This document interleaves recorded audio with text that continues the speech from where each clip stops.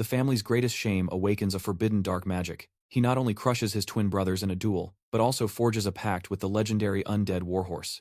Yet in this lineage of sword prodigies, Knox, the youngest son, was a talentless disgrace. When I saw you rip your clothes off, I thought the poison had finally broken your mind, and looking at Rona's worried face, Knox sighed. She may spread rumors, but her heart was undeniably kind. He then managed to smile, and assured Rona he was fine. A moment later, Knox resumed his grueling training. Thalia, observing in secret, was baffled. Why would such a fragile person agree to a duel with his two brothers? Hearing this, the maid beside her urged her to mind her words. After all, belittling the youngest son of the Leanhobber family was a severe breach of etiquette. However, Thalia felt she was right. In her eyes, Knox's swordplay was simply pathetic. But he had bluntly refused goodwill offers from retainers to teach him. Could running alone possibly defeat his brothers? She dared to bet he would be beaten one-sidedly in the duel. However, despite her contempt for Knox, her heart couldn't help but be concerned. Finally, driven by curiosity, she appeared before Knox, determined to ask him directly. She then greeted him enthusiastically and stated her name. Hearing this, Knox appeared calm, but was internally panicking, wondering what this woman wanted. He feigned composure and asked what she needed. Thalia, seeing Knox's coldness, began to analyze him, believing he must be speechless, stunned by her beauty. A resentful Knox eventually makes a pact with a forbidden demon, becoming the game's greatest disaster. According to the main storyline, Thalia then got straight to the point. Do you really think you can win the duel just by running? If you have difficulties, you can ask me for help. Hearing this, Knox rejected her offer without a second thought. He even coldly told Thalia to stay away from him, then turned to leave. This unreasonable behavior instantly made Thalia's face flush with rage. Her goodwill had been met with harsh words. She then caught up to Knox's steps and deliberately shoved into him. Seeing this, Rona could only sigh that the young master was still the same stubborn young master. And watching Thalia's retreating figure, Knox only felt things had gotten worse. He then used insight to check Thalia's status window. Ordinary people usually have only 4 points of stamina. But Thalia's initial stats were abnormally high. Although her potential wasn't as great as the continent's 3 sword emperors and 4 sages, she possessed talent just a tier below them. This alone would let her one day easily defeat powerful demons. Not only that, her fire magic was destined to evolve into a white flame. It was a true Manhwa level up in the making. Indeed, no matter how many times he saw it, he still felt her talent was truly heaven-defying. But even knowing this truth, Knox couldn't casually recruit Thalia, as doing so would change the original story's plot. He had to find a way to follow history while averting his own death. Moreover, trying to befriend the very person who would kill him was unrealistic from the start. Knox's only fate is death. Now trapped in his body, he struggled to accept this reality. Just then, meanwhile, Thalia was still bothered by Knox's behavior. Since childhood, she had been the genius admired by all, every member of her family. However, she had never bested her elder sister. Because of this, her heart was a pit of inferiority. She even doubted if her dream of becoming a knight could ever be realized. Since ancient times, knights were beings who forsook personal desire, sometimes willing to sacrifice themselves for justice. Beyond that mindset, one must endure countless trials of blade and form. But now, Knox aimed to defeat brothers who had trained for years just by running. She firmly believed Knox was marching to his doom. Time quickly closed in on the day of the decisive battle. All family members gathered at the training grounds. At this moment, the patriarch curiously asked the head butler what he thought of this match.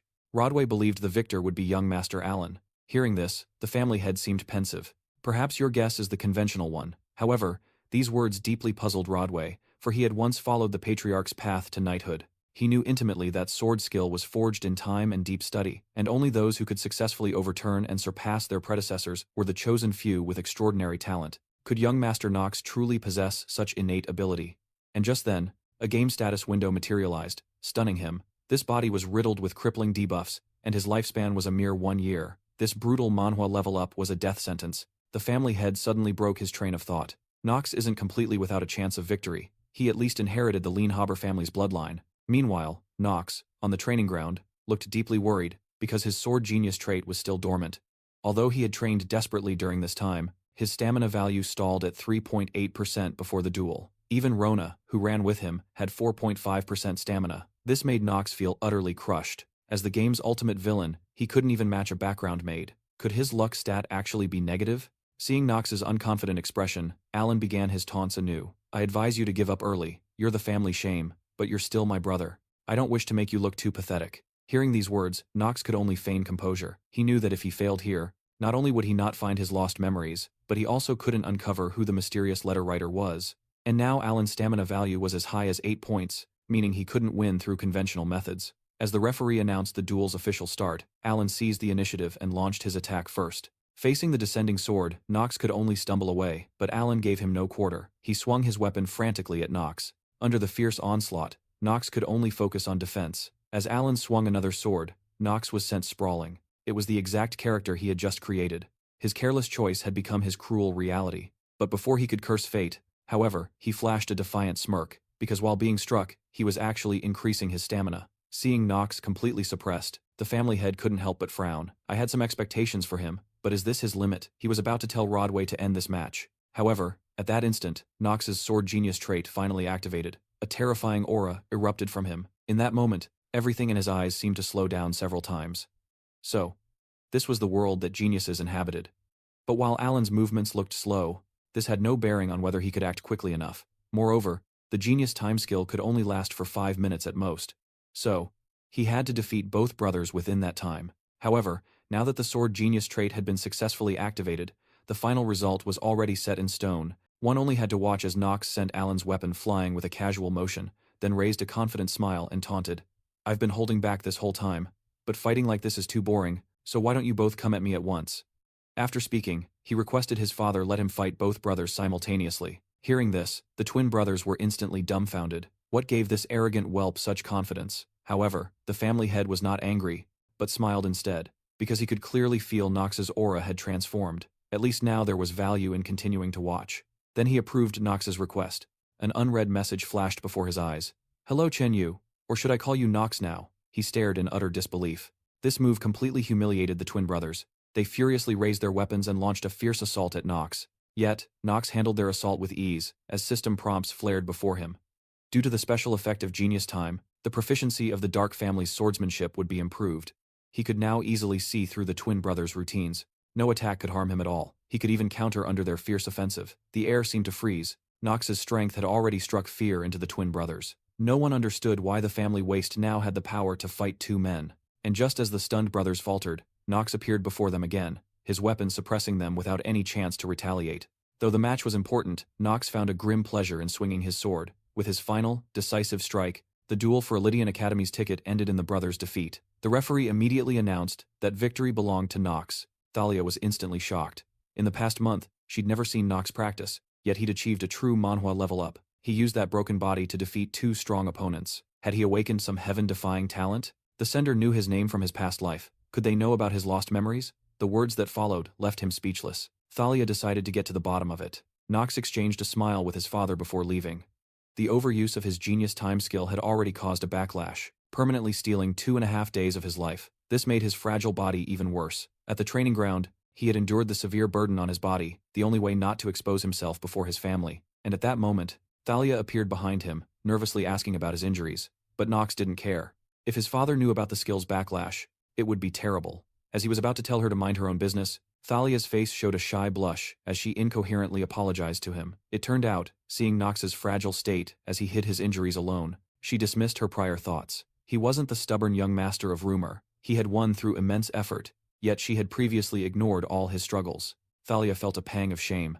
Just then, the weakened Knox coughed up blood again. Thalia grew very worried, stepping forward to check on him, but her kind gesture was mercilessly rejected as Knox warned her coldly not to touch him. In truth, in his previous world, Knox had been a shut-in, making it difficult for him to get along with strangers. "Although you may not remember me, there is something I must tell you. It has been a long time. Welcome back." Staring at the message, Knox fell into deep thought. Seeing Knox remain cold, Thalia apologized again. Knox was instantly stunned. What was this reaction? Her character setting was a knight, but as a noble duke's child, it should be very difficult for her to apologize, right? Knox then calmly asked her to keep his coughing blood a secret. Thalia agreed without hesitation. Meanwhile, Theodore was satisfied with Knox's performance, though he didn't understand why Knox endured attacks initially. His strength had surpassed his 4 brothers, and he seemed to have deliberately hidden part of his talent. Theodore ordered Rodway to continue monitoring him secretly, but not to interfere. Could my youngest son possess the talent to inherit the tyrannical dark sword? After all, my own time is running out. At that moment, Knox was complaining about the system not being considerate. He had just completed the game's tutorial and received 3 free ability value allocation tickets as a reward. If he'd gotten them earlier, he could have raised his stamina to 4 points just by lying down. And now that the sword genius trait was unlocked, he used all the tickets on his luck value. After all, luck can't be improved through effort. Was his old world the illusion? And this the reality. The sender then offered to help him. But to learn the truth, so this was undoubtedly the best choice. Then, the system chimed again. The bonus for completing the game 27 times has been issued. He was rewarded with a random trait draw ticket and a one-time skill designation ticket. With his luck maxed out, Knox summoned the trait machine. The odds were high, a 95% chance for an intermediate or better trait. As the machine spun, a blinding golden light filled his vision. It was a high-level trait scroll. He ripped it open, his eyes locking onto the name of the active skill, Tyrant's Pressure. It could cripple anyone weaker, crushing all their stats by 20%. Seeing this, Knox knew this was a game-changer. A truly vicious system. The skill ticket was for something else entirely, unlocking a hidden plot within the Leanhobber family. That god-tier skill was absolutely essential. He knew his father would soon summon him and his brothers. That's when his new power would be revealed. Speaking of which, his second brother, Grind, should also be returning home. After all, Eladine Academy's graduation ceremony was over. The thought of it was a headache. This relentless Manhwa level-up grind left him no spare time. At least he wouldn't have to deal with Thalia anymore. Her personality meant she was unlikely to expose him.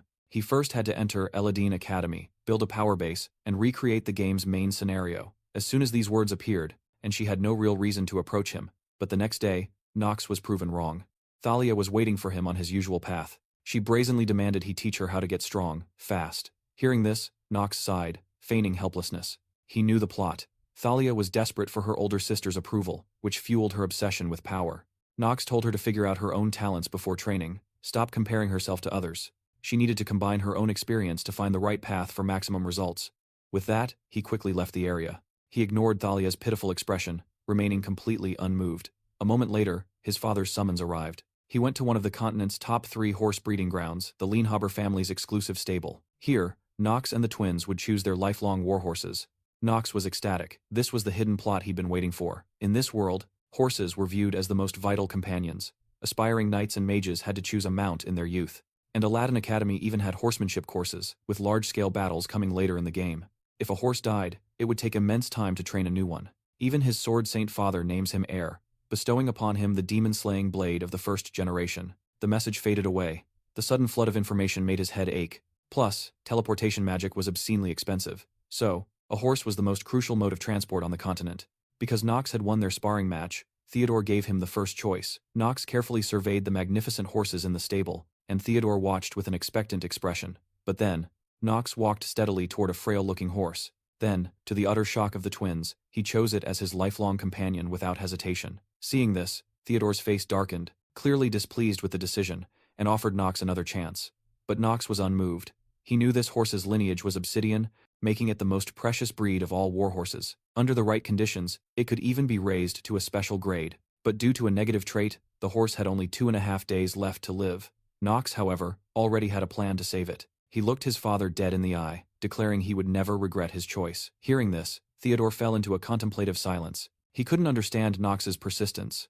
Did he see his own reflection in that weak creature?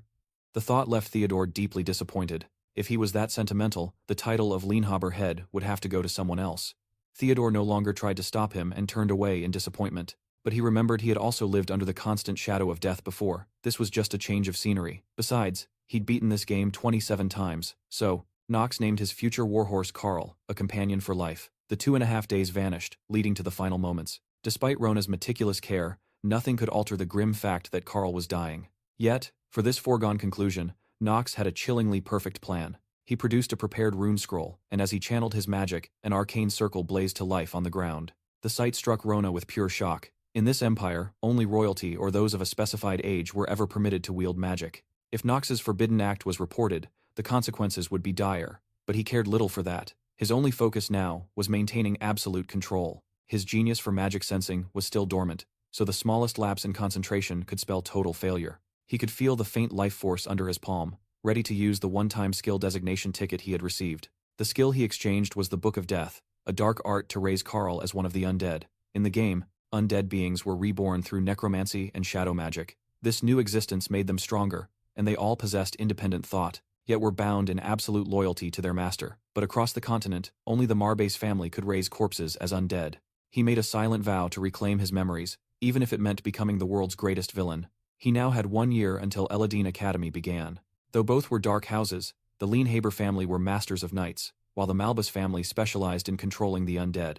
Therefore, Knox should not possess the ability to use this dark magic, yet, he acquired the Forbidden Tome through the system's one-time skill ticket. In that moment, Knox unleashed all his magic. Suddenly, countless shadowy tentacles erupted from the ground, violently seizing Carl. The immense power drain left Knox staggering, barely able to stand. The very next second, he collapsed, spitting a mouthful of black blood. His mana was completely gone, he could not continue. However, just then, an earth-shattering neigh echoed. Carl stood there, reborn and majestic like a warhorse from hell. The system then announced the skill activation was successful. The player's pet, Carl, was resurrected as an undead being. Seeing this, Knox gasped in relief, his heart pounding with excitement. He rushed forward to check Carl's status panel. The negative trait, predetermined death, was deleted, and the pet's growth rate would increase by 1.5 times for an entire year. Furthermore, Knox could now summon Carl at will. Suddenly, Rona surged forward, embracing both Carl and Knox, tears of relief streaming uncontrollably down her face.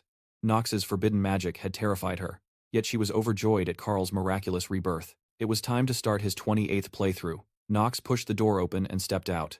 Then, a sharp crack of bone echoed in the hall. Carl, however, found her display irritating and showed his impatience. Seeing this, Rona angrily scolded Carl for being so ungrateful, demanding he return every carrot she had fed him. Watching their antics, Knox felt a rare moment of happiness. Now, it was time to hunt for other hidden plot elements. Soon, the time for his next move arrived. Under the cloak of night, he slipped away to the Lost Forest, the forbidden grounds of the Leanhobber family. Within it lay the key to easing a terminal illness. But great rewards always come with great dangers. The forest's interior was perpetually shrouded in darkness and mist. Even the most skilled tracker would inevitably become lost within. If Knox failed this challenge, he would perish here. From a gamer's perspective, this forest held another secret. This is because adults cannot get divine artifacts from its beasts, and the difficulty scales with age. Knox had once spent 6 straight nights devising a perfect strategy for the conditions. If the max difficulty was 5 stars, the Lost Forest was at least a 2.5. After checking his map again to ensure his path was correct, he prepared to enter. But just then, he keenly sensed a faint movement in the brush behind him. When he spun around, there was nothing. Was he just being paranoid? Still, caution was never a bad thing. He had triggered the sickly trait by accident. The absurdity shattered his resolve, making him wonder if his body was made of glass, especially in the lethal Lost Forest. Knox then lit a torch, carefully watching the smoke's drift, because the key to conquering this place. This path led away from the smoke, a simple guide against the encroaching dark. But suddenly, the air grew still, and Knox's entire demeanor shifted. His hand fell to his hilt, his voice cutting the silence. "How long will you lurk in the shadows?" Yet, only the chittering of insects and the whisper of wind answered.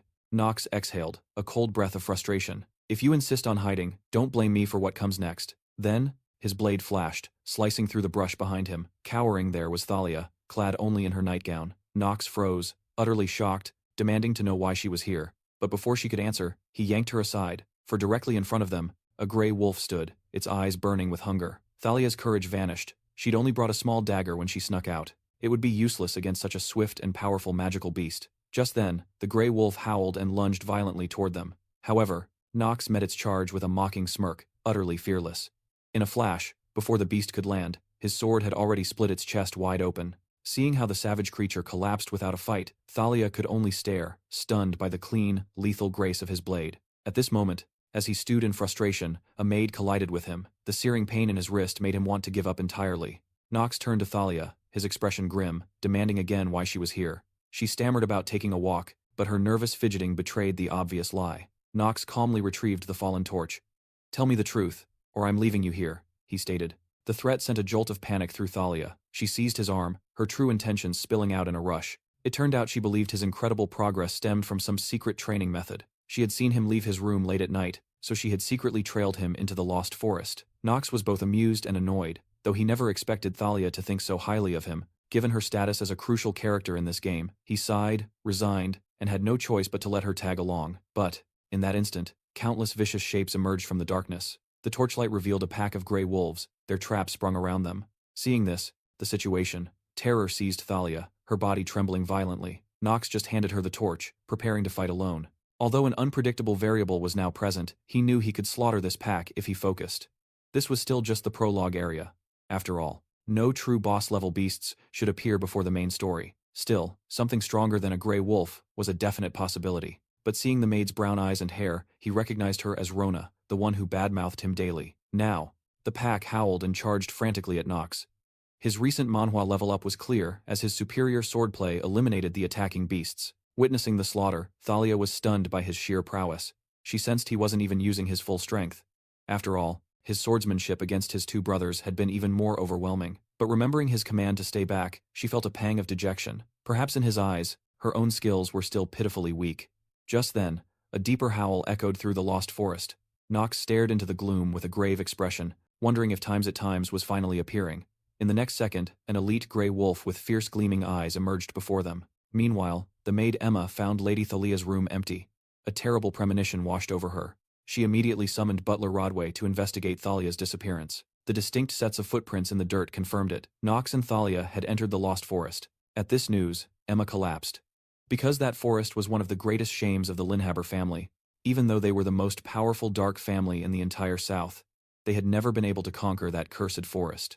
Rodway was also baffled as to why Knox would enter, since the family's magical barrier showed no signs of a breach. This meant Knox had walked into that death trap willingly.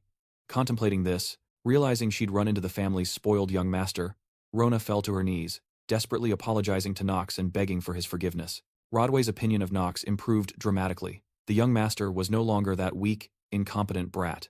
And now, the only way to get Thalia's safety depended on Knox's wisdom to navigate the deadly forest. He repeatedly reminded Thalia to conserve her strength. If attacked, she must flee for survival. But Knox's real intention was a grim deception, hoping Thalia would stay alert. While fighting the elite wolf, he was vulnerable. Her role was to be Knox's backup. He wasted no more time and directly activated his genius time skill. However, the elite wolf showed a mocking expression, then walked to the side and leisurely started a nap. Such arrogant behavior instantly enraged Knox. Was this damned beast looking down on him? At this moment, the ordinary wolf pack launched their attack. Under his skill, Knox's sword movements became even more precise. The charging wolves were all cut down by his blade without exception. But just then, a wolf attacked from behind. By the time Knox realized, it was already too late. At the critical moment, Thalia threw her dagger, directly piercing the wolf's throat. This saved Knox from being bitten, escaping the crisis. But now, Thalia's own situation was very dangerous. Several wolves were baring fangs at her. Seeing her innocent face, he knew it was a mask she used to slander him. With this thought, yet her greatest worry was whether Knox was injured. This made Knox very surprised. The White Flame Goddess, who had once executed him, was now helping him. Had the game's original plot already started to change quietly?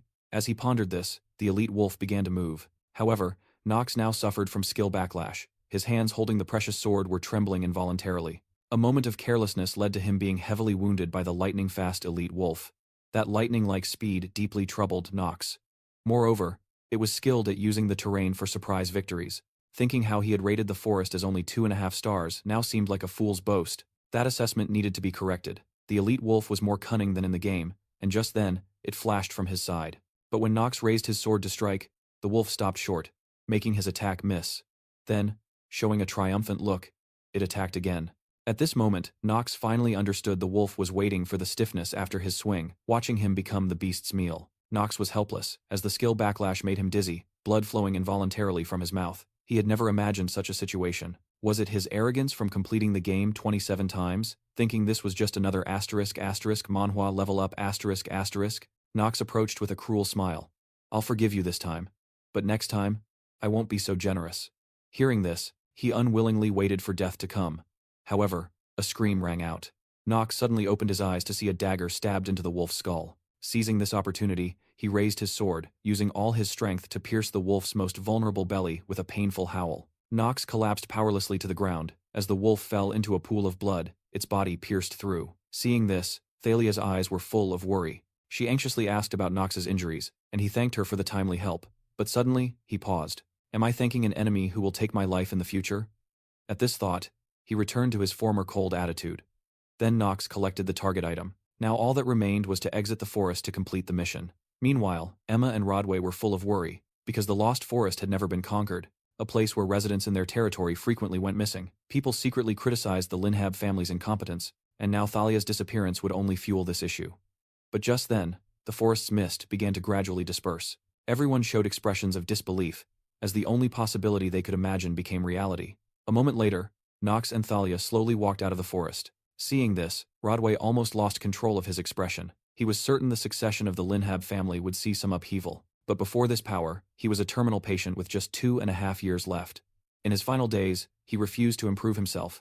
Rona was so terrified that tears streamed down her face, but she could only force a smile and promise it wouldn't happen again. Then Knox declared he was off to the training grounds. Knox returned to his room exhaustedly. He hadn't expected Rodway and the family knights to be waiting there, but fortunately, he had prepared. He had secured the black flame ring. It granted a point to vitality and magic, its true power siphoning the life force of his kills for himself. While not enough to cure his terminal illness, fighting for every inch was far better than passively awaiting death. 6 months vanished in an instant. As the hero who conquered the Lost Forest, Knox not only received no reward, but his own father forbade him from leaving. His lifespan dwindled to 147 days. Realizing he could not survive like this, Knox prepared to confront his father. Meanwhile, the family head, Theodore, was consumed by the matter of his heir. He remembered that night of slaughter, standing alone against tens of thousands of demons to prevent such a fate from ever befalling mankind again. He had to choose one of his 5 sons to inherit the tyrant Black Sword. After all, the chosen one would be his executioner.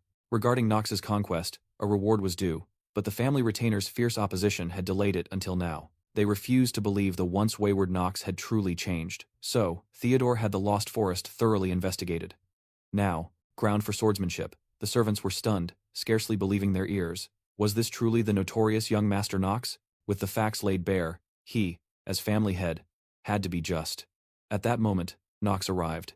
After a brief greeting, they cut to the heart of the matter. For the Lost Forest, Theodore would grant him any single request. Hearing this, Knox was stunned. Even after 27 playthroughs, he'd never seen Theodore offer such a reward. Wasn't he the unsmiling authoritarian? Knox wondered if his father had taken a fatal blow to the head.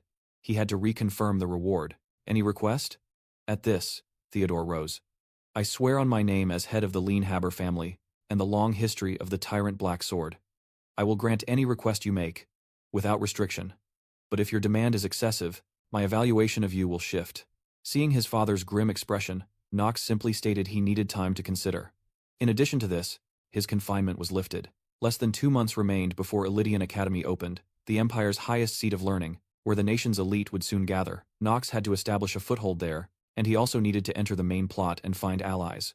This was a real-life Manhwa level up. He had to boost his stats fast. Just then, Rodway brought unexpected news. Seeing everyone's reaction, Knox was unfazed, instead smiling as he asked Rona to guide him to the training ground. Hearing this, Rona felt a terrible premonition. An apprentice maid, Ziri, would accompany him to Eladine Academy. At her name, Knox's expression turned grave. He used insight on her status window. Beyond a passive for perfect housework, she was currently under direct orders from Theodore to monitor him, one of the game's strongest antagonists. Theodore didn't rule by the sword, but through eyes that suspected everyone around him. As night fell, Knox lay deep in thought. What was his father's intent for Ziri to watch him? Though Ziri was outside the main plot, simply abandoning her felt like a waste. According to the original plot, she was to lead the Loylia family, but her uncle murdered her parents and stole her inheritance rights. She fled, becoming a maid for the Leanhobbers, but ultimately, unable to bear the pain, she chose the final escape. Knox was troubled by such wasted talent. If he saved a character who was fated to die and created a variable in the plot, what kind of butterfly effect would that unleash? The next day, he took 2 maids to hunt beasts. He needed the black flame ring to extend his fleeting life. The Lost Forest was now just an ordinary wood, fearing he meant to punish her where no one could see. After this brief incident, they departed for the training grounds. Now, Knox could effortlessly slaughter the Grey Wolves, yet after purging the area of beasts, he'd earned a paltry 2.5 hours of life. What truly vexed him was the scarcity of magical beasts. After days of relentless hunting, the creatures in the Lost Forest were on the verge of extinction. This plunged his grand life extension plan into a crisis. However, as they prepared to return, Knox instructed Rona to go back first and prepare dinner. He needed to grasp Ziri's mindset for his next move. After all, the trait of assisting geniuses would prove invaluable. But even the sharpest sword is useless if it cannot be wielded. He then seriously asked Ziri, "Who do you truly serve?" Hearing this, Ziri was stunned. She never expected Knox to pose such a thorny question. After a brief, heavy silence, she still gave no explanation. Seeing this, Knox understood her position. "So that is your answer. But rest assured, I won't probe this matter deeply. Regardless of who you serve, I will treat you as my own. If you must, you can also use me." After speaking, Knox lowered his head and brushed past her. Watching Knox's retreating form, Ziri felt intensely conflicted, unsure which path was the right one to take. Soon after, a baseless rumor spread like wildfire through the mansion, alleging that Ziri's father was framed with charges of intending to betray the family. Knox had to quickly adapt to his current reality. In this game of gods and demons, as a veteran player, he knew all the hidden elements, and Ziri, as his kin, was permanently exiled. Thus, she no longer had any right to remain at Leanhobber's as a maid. Meanwhile, Ziri hid in a corner, utterly dejected. As a commoner, she could no longer assist Knox. She wanted to bid farewell to the other maids, but her friendly smile was met with contemptuous glares. Just then, however, an anxious Rona appeared behind her. Without a word, she pulled her along to find Knox. At this moment, Knox was also in turmoil, knowing the charges against Ziri's father were fabricated. But saving a character destined to die would alter the plot's course. In this brutal Manhwa level up, who knew what butterfly effect it would unleash? So, he could only stand by and watch. A moment later, Knox resumed hunting magical beasts in the Lost Forest. However, beneath his exquisite swordsmanship lay a savage fury, as if enraged by his inability to save Ziri. The two watching nearby noticed Knox's abnormality. This left Ziri's heart slightly uneasy. At this moment, Knox was waiting for that one to appear. It turns out that in the Lost Forest, a hidden boss appears once beast numbers fall below 20%. But just as Knox thought the boss wouldn't spawn today, a sharp spike shot toward him like a bullet. Fortunately, he reacted instantly, sidestepping the dangerous attack. That terrifying speed thrilled Knox. Players could build characters through countless combinations of traits. While characters could possess multiple low-level traits like mediocrity, the next second, a giant Wasp King materialized before him. But just as Knox prepared to engage the Wasp King, Ziri recklessly threw herself in front of him. The poison stinger plunged into her body without resistance. Seeing this, Knox was instantly stunned. Even without Ziri's aid, he could have blocked that attack. But why did she save him? In that instant, rage overwhelmed Knox's reason. He immediately activated his genius time skill and, with a single strike, cut down the mighty Wasp King. At this moment, Ziri's consciousness was slowly fading, but she sensed the anxiety in Knox's voice.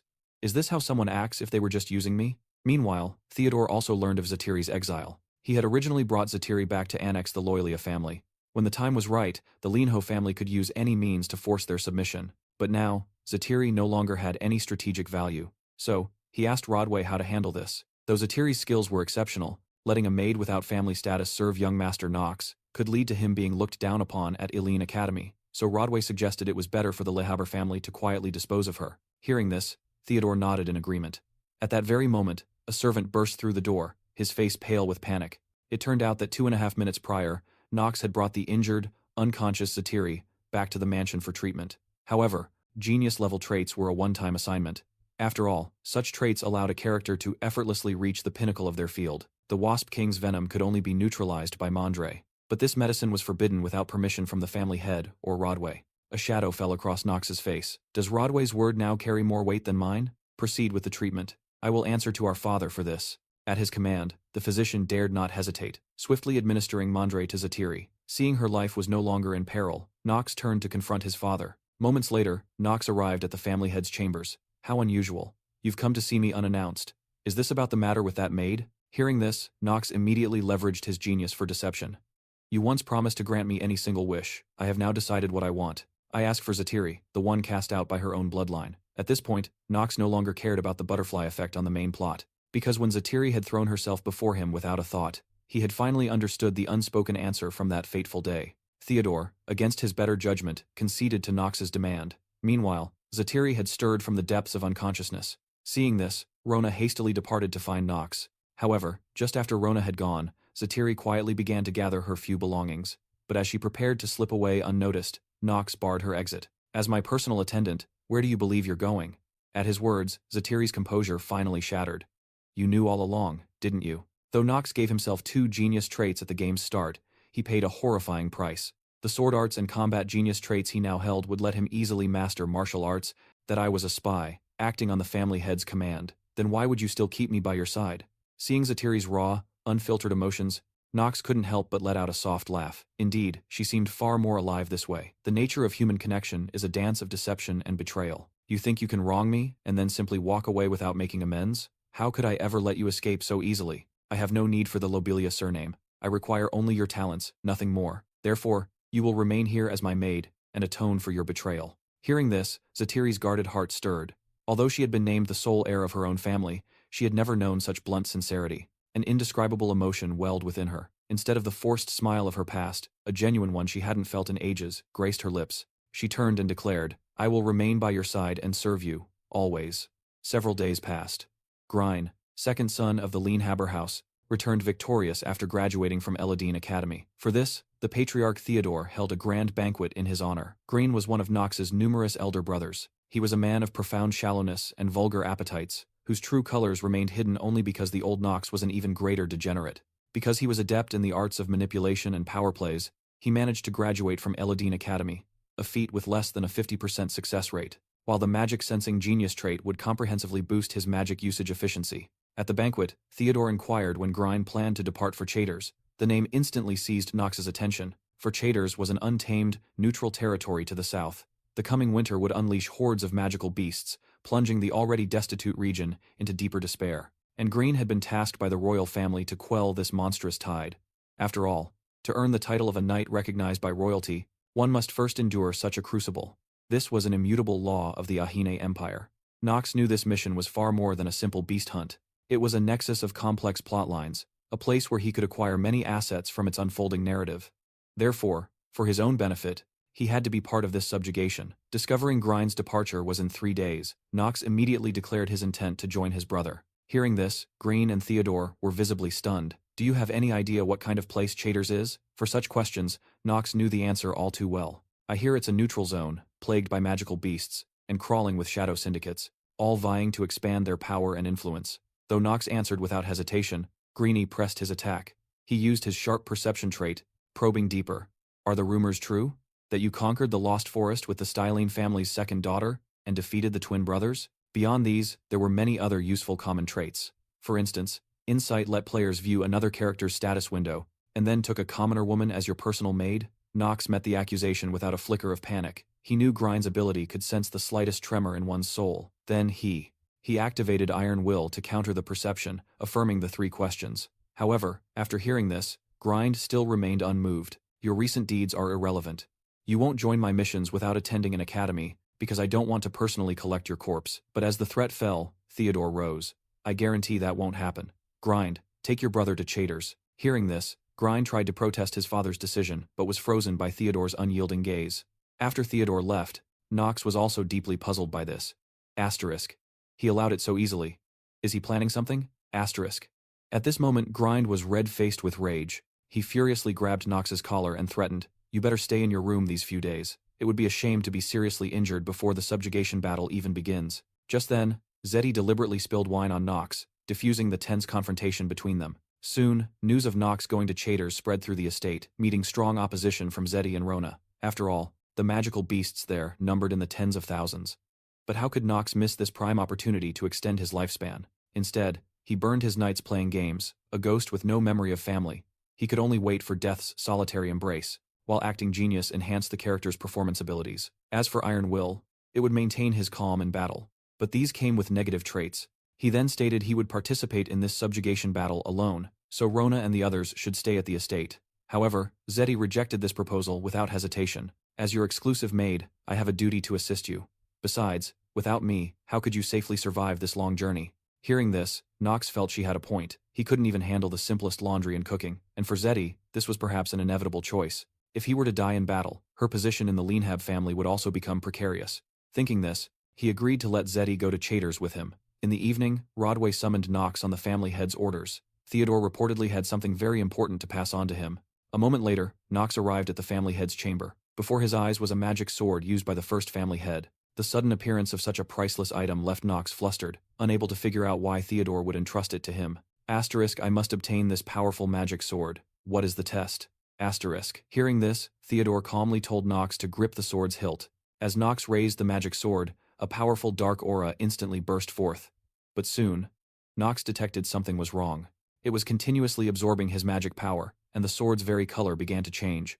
Seeing this, Theodore prepared to reveal the truth to Knox. Cold limbs meant he couldn't enter glacial regions without fire skills. Sickly meant the character would collapse once a day, and the most grave was terminal illness. It turned out this sword was named the Storm Maker.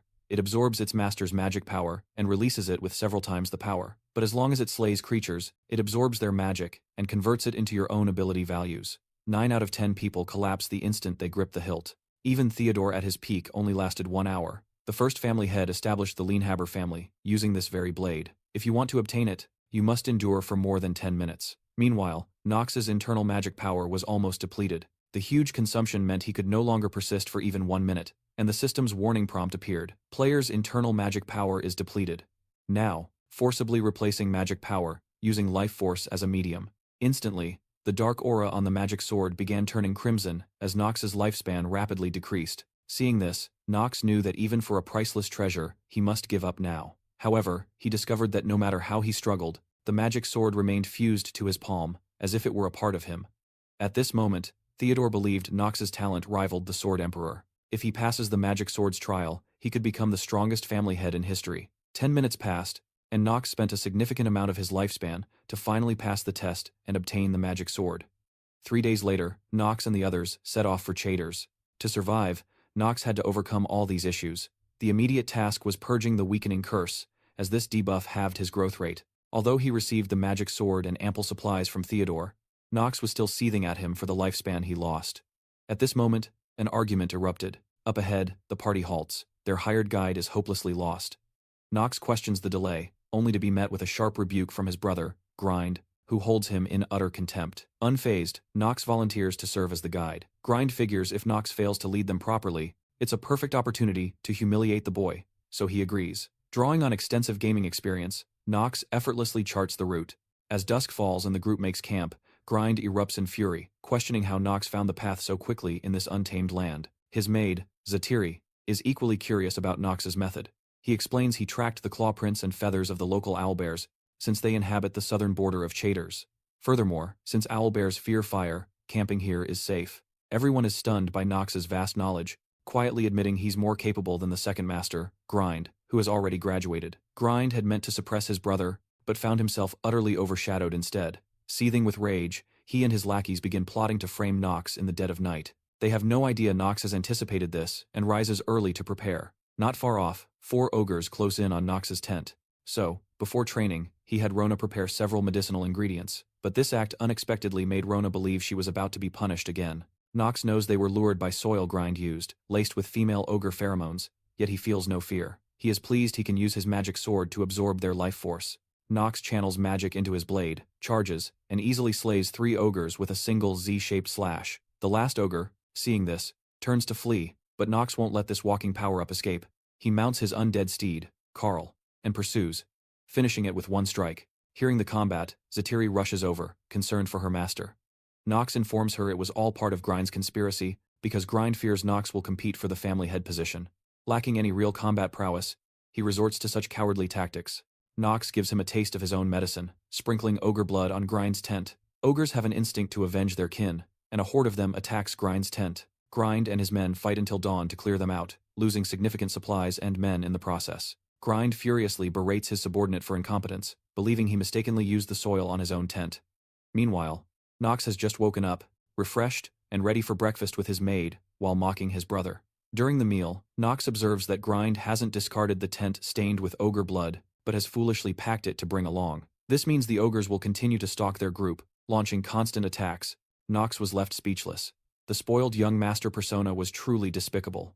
He then leaned in and whispered something to Rona, but Knox doesn't intend to warn him. He wants to slay more ogres to extend his life regardless. The group continues their journey, with everyone now following the learned Knox's commands, which makes Grind even more envious. A subordinate wonders why Knox keeps tapping the ground with a stick. Knox claims it is to guard against underground beasts, but he is actually trying to lure them. Before he finishes his sentence, the earth suddenly trembles. A giant worm bursts from the ground, its strength rivaling dozens of ogres. This beast is precisely what Knox wanted to draw out, but he is in no rush to attack. Instead, he orders everyone to hide and stand by. He employs a strategy of pitting predator against predator, using the pursuing ogres to fight the worm. Because the worm preys on ogres, and ogres are vengeful, the two are mortal enemies who will fight to the death on sight.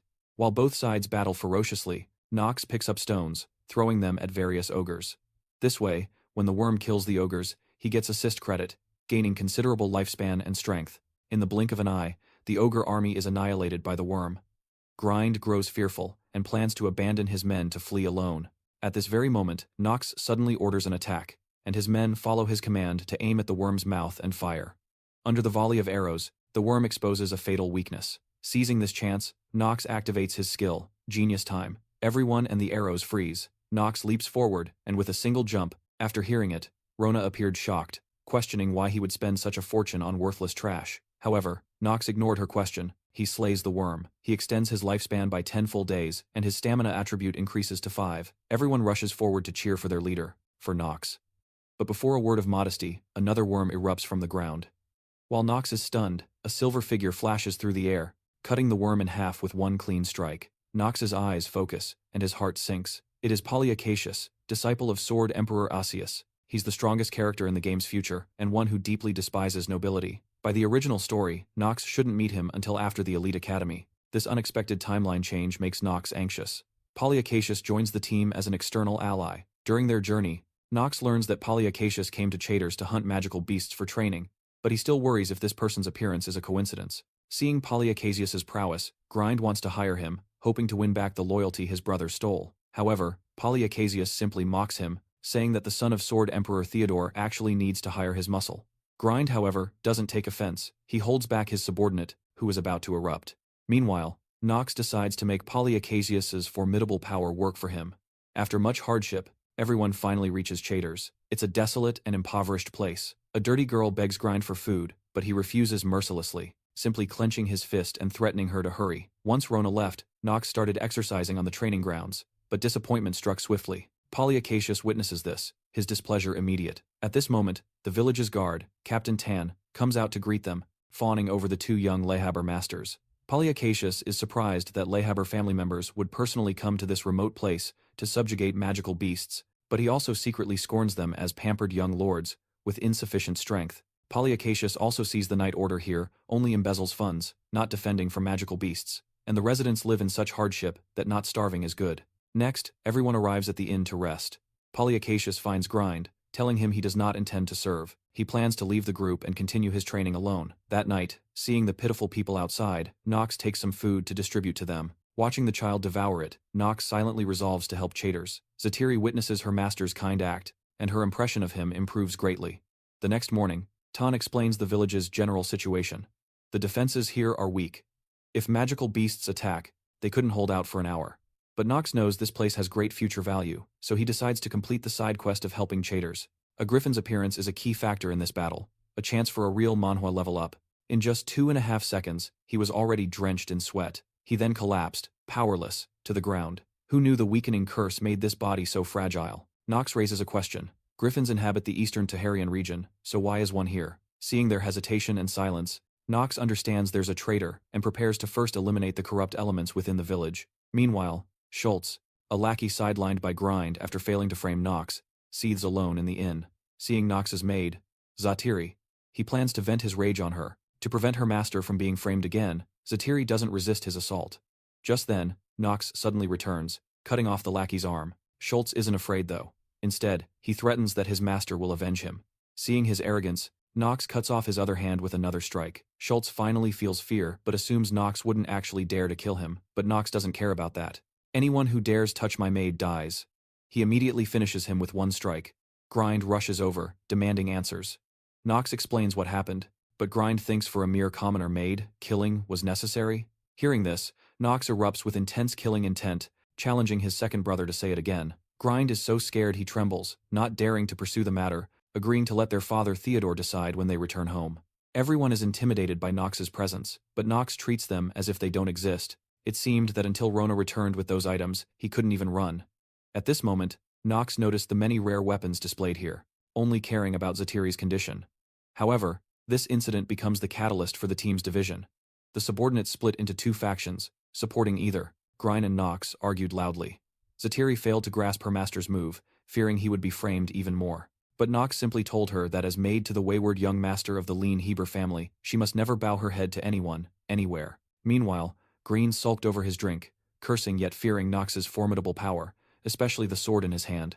Why did it seem so familiar? At that moment, a subordinate arrived to report.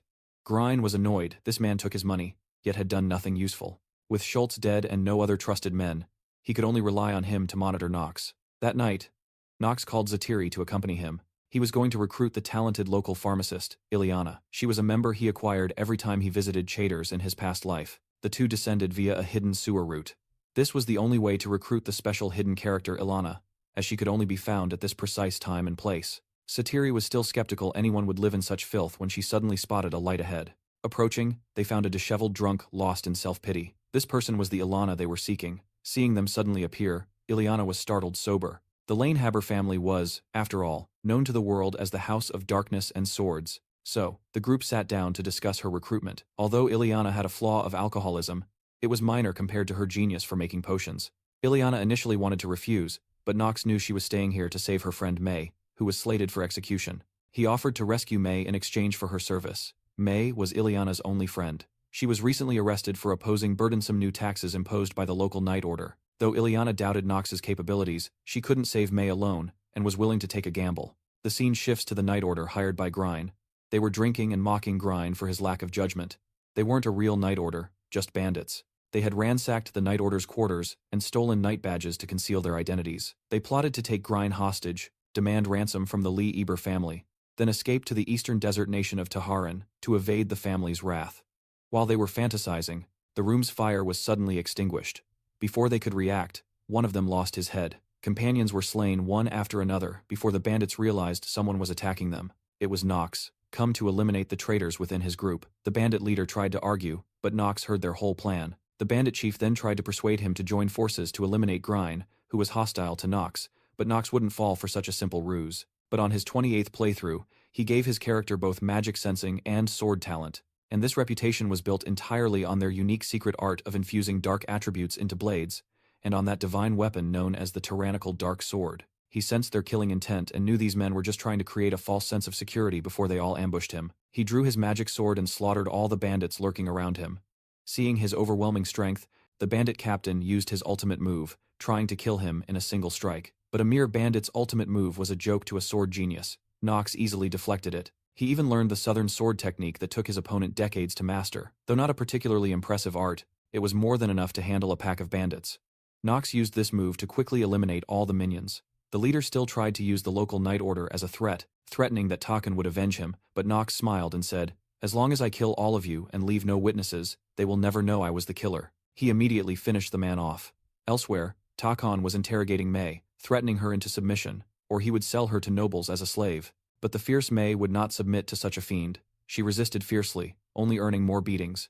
May's consciousness slowly faded as she recalled her school days. She was just a talentless, ordinary person, yet the genius Iana had been willing to be her good friend. To protect Iana, she was willing to sacrifice everything. Just as May was about to be beaten to death by Takan, Knox arrived, prepared to execute the corrupt knight captain and save May. Seeing him appear alone, but none of that concerned Knox. The tyrannical dark sword was only passed to the new head of the Leanhobber family. Still, Takan fearlessly summoned a large number of subordinates to surround Knox. The grunts swarmed forward, and Knox activated Genius Time, freezing them all. What happens next is anyone's guess, so share your theories below and consider subscribing to see how it all plays out. The Genius Time skill can last 5 minutes, but Knox needs only 5 seconds to butcher the fodder and force-feed May a potion. Takan finally reacts. He lunges to attack, only to realize both his legs have been severed. Knox raises his sword to end him. Before dying, Takan laments, "The chasm between genius and mediocrity is truly like heaven and earth. That someone of my level lived this long was just because I was lucky enough to never face a true prodigy." Knox says nothing, simply thrusting his sword down. Iana waits, consumed by anxiety at home. Suddenly, she hears a familiar voice call her name. She whirls around to see May has returned. She rushes forward, embracing her friend who escaped death's grasp. Tears stream down their faces as they express their desperate longing for one another. They wish to thank Knox, but Ziri says the young master is speaking with his second brother. Judging by his expression, it is no friendly chat. Grind initially shows no interest in dealing with his younger brother, but seeing him drenched in blood, radiating a murderous aura, he becomes utterly submissive. Knox informs him that the traitors have been purged and offers to protect Grind, earning him merit in exchange. In return, Knox demands command of Grind's soldiers. Mining rights, being born into this family had its perks. As one of the world's few great houses, no one would question how much Knox squandered the family fortune, and a powerful artifact. Meanwhile, their father Theodore receives a letter from Knox, learning of the events in Chaiters. In the letter, Knox also requests his father petition the royal family to grant him management of Chaiters, guaranteeing results under the family's name. Theodore considers Chaiters a barren land of little value, but this is also a chance to gauge Knox's capabilities, so he agrees. Yet, Theodore cannot decipher Knox's true motives and grows suspicious of him. Over in Chaiter, Knox commissions Iana to brew an arsenal of potions, preparing to hunt the griffin. Following the standard game route, defeating the griffin now would be impossible, but Knox, a veteran player who cleared the game 26 times, knows a hidden path to an early victory. The next day, Knox leads the party to hunt the griffin. Knox charges into the fray, a whirlwind of death slaying numerous magical beasts. The others follow his orders, standing by on the city tower. They are left speechless by Knox's overwhelming power. The griffin finally appears, and Knox eagerly prepares for the confrontation. Slaying it will yield incredibly rich rewards. Everyone is paralyzed by the griffin's suffocating presence. Grind thinks Knox is delusional, actually trying to defeat such a monster. Knox constantly maneuvers around the griffin, evading its massive claws before striking, but the beast takes flight to escape. His character was, after all, a spoiled and useless noble son, and just as he was troubled by his abysmal ability values, seeing this, Knox coldly orders the soldiers on the tower to fire poison crossbow bolts and drag the griffin from the sky. After losing its flight ability, the griffin becomes far more manageable. Knox downs an enhancement potion, activates genius time, and unleashes a flurry of slashes. Combined with a second volley from the tower, they shred the griffin to critical health. Seeing his chance, Knox channels magic into his sword, gathering power to extinguish the griffin's life. In its final moments, the griffin makes a last, desperate struggle, but is cleaved in two by Knox's powerful blow. Everyone erupts in cheers for Knox's heroic feat. From the griffin, Knox absorbs 60 full days of lifespan, now possessing 179 days. This incredible progression, like a real-life ***Manhwa level up ***, solidifies his legend. After this battle, Grind is utterly humbled and plans to fully support Knox, securing more benefits for himself. Knox obtains the hidden item he coveted, the griffin's heart. It can be used to concoct immensely powerful elixirs. At this stage, only the genius pharmacist Iana is capable of processing the griffin's heart. Since Knox saved her life and possesses such power, May and Iana agree to officially join the Leanhobber family and serve as Knox's direct subordinates. After these events, Ziri's affection for her master deepens. On the way back, she tells him frankly she hopes he will rely on her more in times of trouble. As if on cue, after returning home, Knox's weak constitution debuff triggers, Butler Rodway unexpectedly appeared. This put Knox on edge, and Ziri happens to be there to care for him. Despite the beautiful woman's concern, Knox is still infuriated by this cursed trait. After completing the Chaytor's mission, Knox, he returns to the Leher estate with his newly acquired subordinates. Whispers slither that the young master's nature is unchanged. One trip out, and he brings back 2 new women. Knox figures since he can't escape the label, he will simply embrace the role.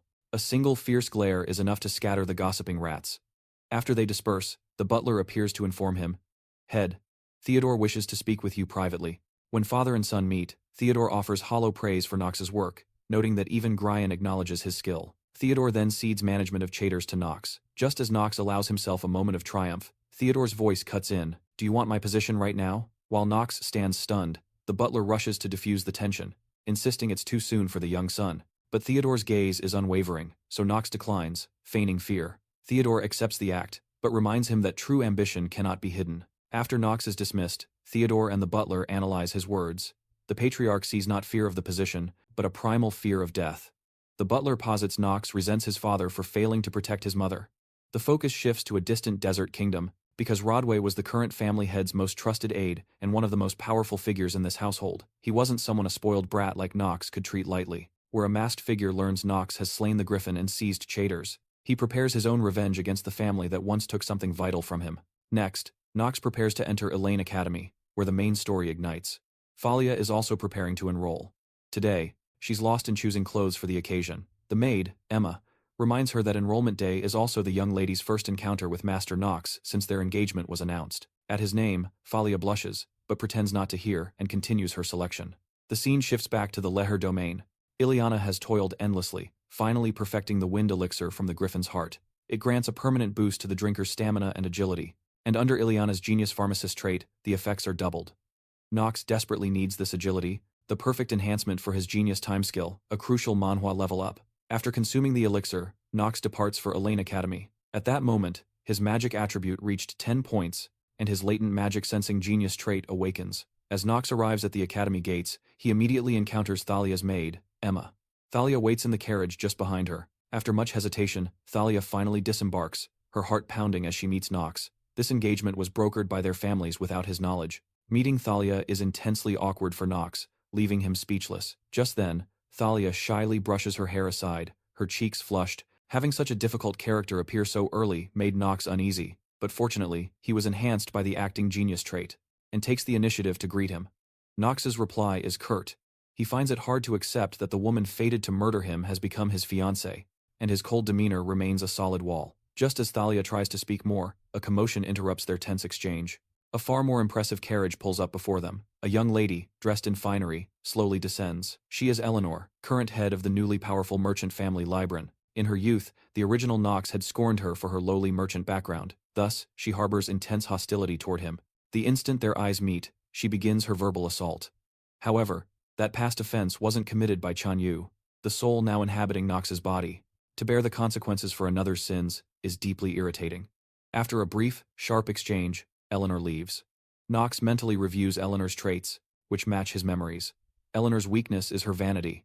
She despises her merchant noble status but is forced to exploit it for power. With the entrance ceremony about to begin, Knox walks through the school gates with Thalia. During the ceremony, the children of various prominent families are gathered. Knox assesses the room, calculating how to recruit allies without drastically changing the timeline, but he feels it. The piercing gaze of many, their eyes filled with murderous intent. The old Knox was already infamous, it seems, though he truly doesn't care. The ceremony begins. This allowed him to avoid any missteps in his conversation with Rodway. The butler had come on the family head's orders to inform him of tonight's banquet, and everyone falls into a solemn silence, awaiting the headmaster's speech. Who could have imagined a little brat eating a lollipop would shatter it all? A child on the stage? The crowd whispers, assuming some lost noble's daughter wandered off. But Knox knows the chilling truth. She is Noah, the new headmistress of Eladine Academy, and her power is monstrous. Noah begins her introduction, a cheerful smile flashing across her face for a second. The next instant, her visage twists into something utterly terrifying. If I hear anyone call me small again, she seethes, you're dead. Then, she announces the entrance tests start. With no warning, Noah activates a magic circle, forcibly teleporting everyone away. This is her new rule, a filter designed to purge the mediocre. Only those who return alive will qualify for Eladine Academy. They materialize in a dense forest, where a bald man awaits them. With a gleaming head declares himself their instructor, roaring for them to stand up. Yet, they all lie unconscious on the forest floor. Only Knox struggles to his feet. Knox recognizes this man. It's Vernon, the martial arts instructor players nicknamed Octopus Ball for his superb footwork. Technique, a valuable future ally. Seeing the others still down, Instructor Vernon instructs Knox to cover his ears. He then unleashes a deafening shout to wake them. Once the students stir, Vernon explains the test's brutal rules. Because the young lady of the Steeler family was arriving to study night courses. Therefore, the family head ordered everyone to be present. Hearing his father's command, this place is a magical maze of Noah's creation. Students must hunt beasts on this island to acquire gems. The less magic contained within the gems they collect, the higher their final score will be. This rule is designed to test their magic sensing abilities. As the test is incredibly difficult, the instructor permits teams of up to 8. After explaining, he departs without a second glance. While others scramble to form teams, Knox moves solo. He'll monopolize all resources using his game knowledge, a true Manhwa level-up strategy. From a peak, Vernon watches Knox with keen interest. This new student not only resisted Noah's forced teleportation, but also dares to venture out alone. He's worth watching. Meanwhile, Knox slays magical beast after beast, leaving a trail of gems, but he ignores them all, pushing deeper into more dangerous territory. Noah, now also intrigued, silently follows to observe him. Knox reaches a snow-covered landscape, and the biting cold triggers his body's negative trait. Fortunately, his magic now allows him to cast fire, beating back the chill. Suddenly, a pack of ice trolls materializes before him. For ordinary entrants, ice trolls are a death sentence, but for the current Knox, they're merely an obstacle. Ordinary new students couldn't face ice trolls even in teams. Knox deduces Noah must have nerfed them. And he's right. These trolls' attack patterns are fixed and simple to evade. Knox had no option but to agree. At that moment, Rodway also noted his strange behavior. Why would the young master who always loathed swordsmanship suddenly appear at the training grounds? After deftly dodging every attack, Knox exploits their weaknesses, felling them one by one. He collects the black gems from the ice trolls' corpses, the exact prize he sought. Compared to this, common beast gems are worthless. This gem is part of Noah's hidden storyline and can be exchanged for a scroll to enhance his genius time skill. This skill is almost impossible to upgrade, which is why Knox took this massive risk. Suddenly, Policius appears with a greeting, startling Knox. According to the original plot, he shouldn't be here. He should be encountering the game's protagonist. As Knox processes this, Policius suddenly hurls a dagger straight at him. Knox hastily raises his sword to block the blow. It seems Policius also covets this gem and wants it for himself. While clashing with him, Knox realizes the truth. There is no protagonist in this playthrough. Or rather, he times the protagonist now. But Knox can't use genius time. He must save that skill to rescue Eleanor from her impending crisis. Without it, defeating the formidable Policius is nearly impossible. So, Knox switches to verbal combat, hoping to stall for time. he exposes the truth. Policius's real reason for joining the academy is to uncover the truth behind his master, Sword Emperor Sadius's death. Elsewhere, Thea joins Princess Penelope's team. She had wanted to find Knox but lost him in the chaos. They have collected many gems, but this choice was cursed with a terminal illness debuff. A bitter smile twisted his lips as he mocked himself. Who could have imagined? It seemed this matter must be reported to the family head. Meanwhile, Knox, having returned to his room, but it still feels insufficient, so they resolve to climb even higher. Meanwhile, Eleanor, concerned about Knox's solo gambit, decides to track him down, invested heavily to recruit allies and ascend to higher ground. In the snowy expanse, Penelope's and Eleanor's teams converge. Finally, he eased his frayed nerves. If his possession was exposed, it would unleash unpredictable chaos. However, what he feared most now was the young lady of the Eleanor family, because in the story's grim finale, the villain Knox was executed by her very sword. But why would she suddenly appear at this critical juncture? Soon, night fell, and Knox entered the banquet hall as promised. Sitting opposite were his twin brothers, Hartz and Alan. They were hurling venomous insults at Knox without any restraint. Only when the family head, Theodore, appeared did the hall fall silent. Following closely was Miss Thelia of Eleanor. In the coming days, she would be staying with the Leanhobber family for her night training. However, Knox appeared deeply unsettled at this moment. Facing the righteous character fated to kill him, he secretly vowed to avoid any deep involvement with her at all costs. As the banquet officially began, the family head decided to select candidates for Eladine Academy soon. It turned out that to limit nobles' power in the academy, each family could only receive 3 admission tickets, and now, the Leanhab family's eldest and second sons had already claimed 2 spots. So, he planned to decide the final candidate through a family trial. Hearing this, Knox became instantly alert. That his final game would mirror his own damned existence? He hit confirm without a second thought. Suddenly, a blinding blue light erupted. Eladine Academy, the most pivotal place in this world, not only contained the game's main plot, but was also where the mysterious entity had instructed him to recruit his companions. So no matter what, Knox had to obtain an admission qualification. However, according to the selection method proposed by the family head, he had to defeat his 2 brothers in a duel 1 month from now.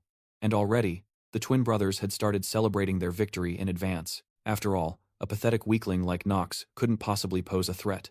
Yet, hearing their cold mockery, Knox calmly picked up his wineglass.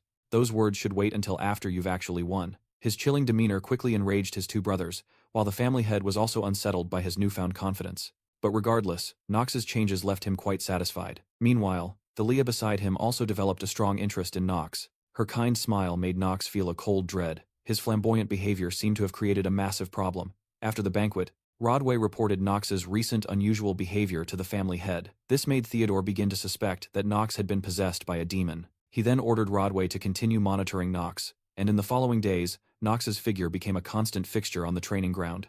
This made the maids very puzzled. He had to duel his genius brothers in a month. So, why was the young master just running endlessly?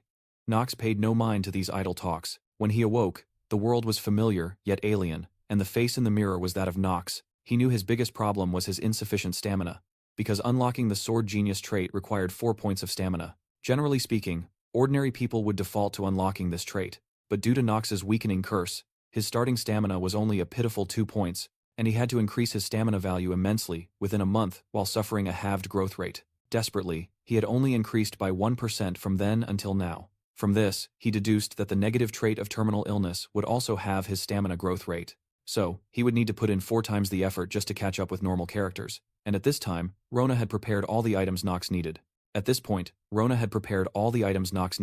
Including venom of a 3-headed snake, a golem's nucleus, a scroll of rapid stamina growth, and reminder fairy's spring water. Seeing this, Knox couldn't help but feel a surge of excitement. He now wanted to use these items to unlock hidden plots within the game. However, Rona was very confused by this, because these things were not only extremely expensive, but were also toxic or forbidden medicines. Hearing such questions, Knox didn't answer directly. Instead, he took the venom of the 3-headed snake and swallowed it without hesitation. This action instantly horrified Rona, but when she tried to report to the butler, she was stopped by Knox. At this moment, the game's most infamous spoiled brat. The Leanhobber family he now belonged to was one of the 3 great dark houses. Knox's face had turned deathly pale. A severe pain tore through his chest, drenching him in cold sweat. Meanwhile, the system issued a prompt. You have taken the venom of the 3-headed snake's venom. His stamina surged to 1.5 times its limit. A 10-minute death countdown had begun. Seeing this, Knox seized the golem's nucleus and began chewing it frantically. And in that instant, a hidden plot was triggered. The golem's core, it turned out, could petrify human flesh to bolster defense. but combined with the serpent's venom, it unlocked a special effect. Now, the debilitating curse on Knox shattered completely. The toxins in his system began to dilute. Next, Knox prepared to unlock another hidden path. He then unbuttoned his shirt right in front of Rona. This sent the panicked girl into an instant crimson blush. However, Knox simply grabbed the reminder fairy's spring water and poured it all over himself. At once, the golem's petrification effect was nullified, and a new hidden plot activated. The user will temporarily be granted the growth blessing trait. Growth speed will be doubled until reaching 5 points of stamina. Knox then tore open the scroll of rapid stamina growth. His growth rate doubled yet again. He had now escaped the curse through hidden mechanics and even counteracted the stamina growth restriction of his terminal illness. At that moment, Rona tackled him to the ground. Then, with a choked voice, she frantically checked his physical state. You recall, right? Only when a member betrays the organization, Marin stammers in response. After warning Marin, Luna tells Knox to come with her. She has something to discuss with him. The two stepped outside, where dusk had already fallen. Marin was not always like this. It is hard to explain, but she has her own burdens. You owe me your life, boy. If I hadn't intervened, you would be dead already. It was precisely the power of that arrow that got Marin into Lunatic. She is not strong herself, but that arrow. Even I cannot block it head-on. It seems I will have to ensure she doesn't get another chance next time we fight. Knox found it rather amusing. Seeing he wasn't taking her seriously, Luna flicked his forehead, warning him again not to provoke Marin into losing control. Luna then praised Knox for his strength, for subduing Marin before she went berserk, and possessing the cold, ruthless will to eliminate enemies. After her preamble, Luna finally revealed what she truly wanted to tell him. If Marin shows signs of going berserk again during this mission, you are to kill her. After their talk ended, Knox returned to the academy for evening study. To his surprise, Penelope, Thalia, and others were also in attendance. When rivals meet, sparks fly. The two engaged in a verbal spar, neither willing to back down. I am very sorry, Miss Thalia, but feelings cannot be controlled. I hope you understand. Heh, heh. Thalia's expression became rather unsettling. I can understand, Your Highness. After all, Knox is a wonderful person, so it is only natural. Oh my. Thank you for understanding, but I am not giving up so easily. The Steeler family assigns special meaning to what they desire, even if it is a person. Well then, the best of luck to you. Who would have thought an arranged family engagement could inspire such genuine emotion?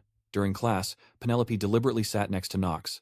Knox noticed Thalia staring at him intently, feeling quite uneasy. He planned to find a chance to explain to her. Her gaze is quite intense, is it not? Penelope teased. If you cannot say anything helpful, then say nothing at all. Penelope also turned to look at Thalia. Thalia, however, turned her head away. After class, a purple-haired girl came to greet Knox. I'm...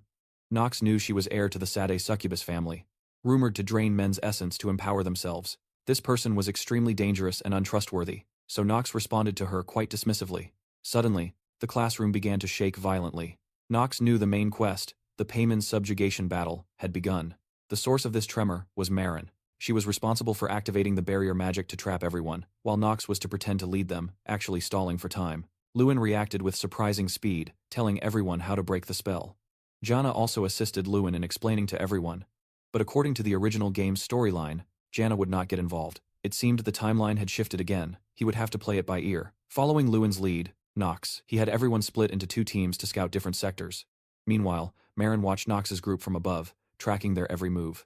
She had already set an illusionary trap in the area using MP blood.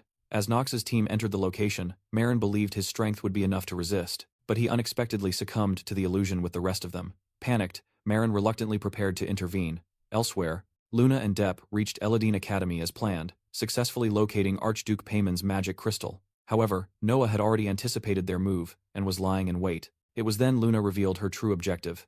The crystal would unleash chaos upon the world, and had to be utterly destroyed. Noah shifted back to her true form with a wicked smirk. I relish battling powerful foes, and Payman is the strongest demon I've ever met. Luna realized her intent. Noah planned to let Payman awaken just to fight him again. I will end you with your own power. Luna raised her sword and charged forward as Noah countered with magic. The two clashed in a standoff. While they were locked in combat, Rick crept behind the magic crystal, preparing to resurrect Payman. Meanwhile, Knox was still lost in the illusion. He saw a mysterious, winged woman in a vast sea, though he didn't recognize her. Yet Knox knew, instinctively, she could restore what he had lost. He ran desperately toward her, but she suddenly vanished. Tears streamed down Knox's face. Suddenly, Thalia's voice broke through, waking him.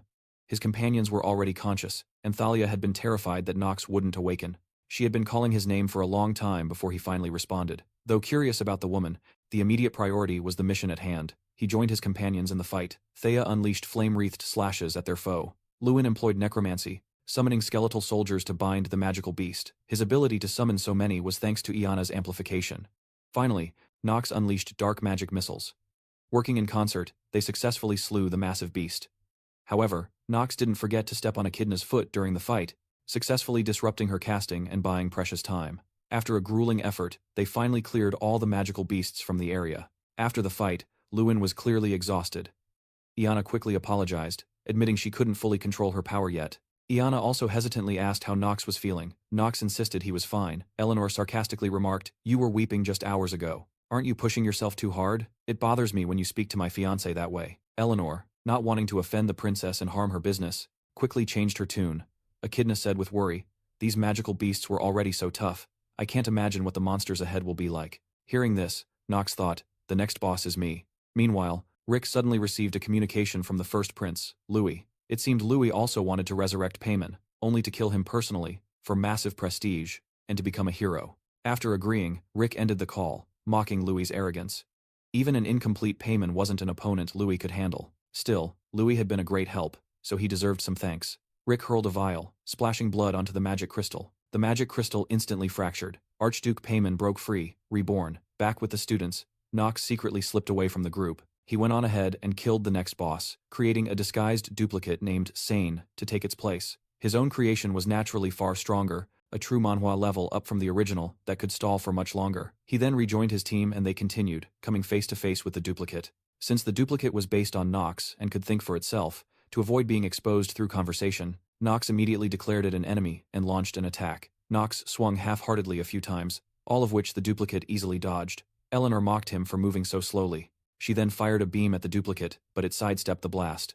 Lewin summoned skeletal soldiers to charge the copy. Thalia also, she raised her blade, charging the enemy, unleashing a fiery, sweeping slash that was deftly dodged. The copy created distance, pulling from the skeletons, then countered with light bullets, shattering them instantly. Seizing the opening, Thalia closed in on the duplicate again, executing a vicious upward slash. Though the copy leaned back to evade, it exposed a flaw and took a hard knee to the gut from Thalia. Knee. But Knox simultaneously felt the exact same impact. Only then did he realize the clone didn't just mirror his abilities, it transferred all damage directly to him. Seeing Knox suddenly buckle in pain, Thalia and Eleanor grew concerned. To avoid revealing his secret, Knox quickly insisted he was fine, and the fight raged on. Thalia swung her sword wide, and though the copy retreated, its shoulder was still gashed. Knox endured the searing pain, thinking, "At this rate, how much longer can I stall?" Deeper within the academy, Noah and Luna were still locked in brutal combat. A massive explosion behind them forced them both to stop and turn. As the smoke cleared, Archduke Payman's silhouette emerged. Luna turned, her voice laced with fury, to rebuke Noah. "In the end, you ruined everything. Do you even care if humanity survives?" Then she raised her sword high, immense energy erupting around her, preparing to fight Payman to the death. Noah didn't answer. Instead, she recalled her past failures. It turned out, Noah had tried many times before to destroy the magic crystal, and failed.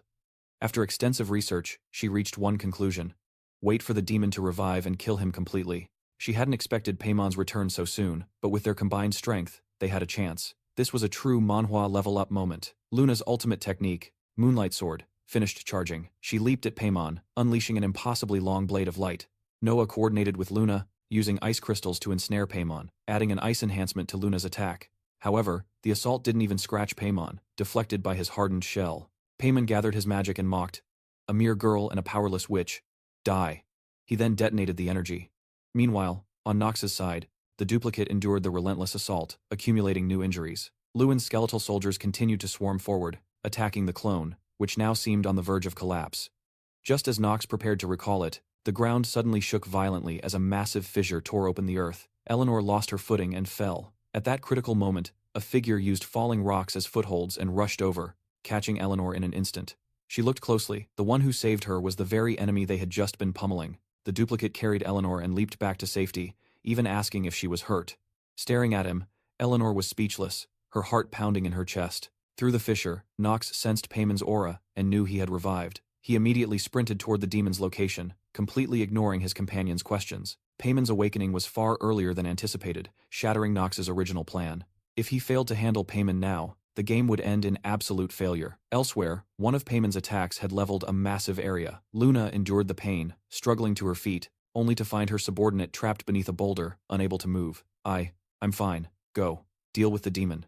Meanwhile, Noah also regrouped, casting a spell to strengthen herself. But Luna could see Noah's magic was nearly spent, though her own condition wasn't much better. Still, they had to fight on.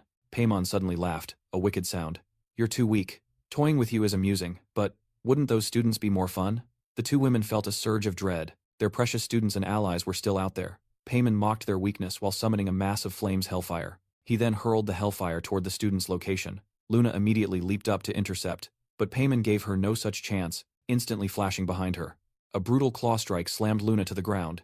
As Payman dealt with Luna, Noah made her move. She used a shield of ice, trying to neutralize the hellfire, but Payman was too fast, rushing forward with a palm strike that shattered her spell. Casting. Powerless to evade, Noah was struck, coughing blood as her life replayed. As a child, her village was savaged by demons. They slaughtered her parents. She trained relentlessly to never lose anyone again. Now, Noah despaired. In the end, my strength is still no match for them. She slammed hard into the wall, paralyzed. Luna prepared to intercept the hellfire again, but Noah was hopeless. It was far too late. Suddenly, a massive purple sword aura shot at the hellfire, deflecting its path.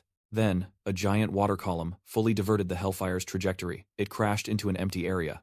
These two powerful attacks came from Knox and Marin. Earlier, after recalling his duplicate, Knox met Marin, and they planned their advance. That's Payman, barely defeated by multiple sword emperors and sages together. How can we possibly face him? Seeing Marin's hesitation, Knox provoked her using her admiration for Luna. Are you okay with Commander Luna dying? She saved you from the torture in that laboratory. So what's the plan? Just fire your arrow. But after I use water gun, I go berserk. I might kill you. You overestimate yourself. Unless you actually care. Knox's taunt worked. Marin instantly decided. She began charging her ultimate water gun. Knox simultaneously poured magic into his sword, Stormmaker. The two of them attacked at once. Two potent attacks, brimming with magic, flew toward Payman's distant fireball. After firing her ultimate, Marin did indeed enter a berserker state and assault Knox. He dodged frantically. As Marin charged again, Knox yelled for Iana, who had been shadowing them. Iana appeared, puzzled how Knox knew. While dodging arrows, he asked her to use her family's magic charm to subdue Marin. Iana agreed, but demanded Knox replenish her dark magic later.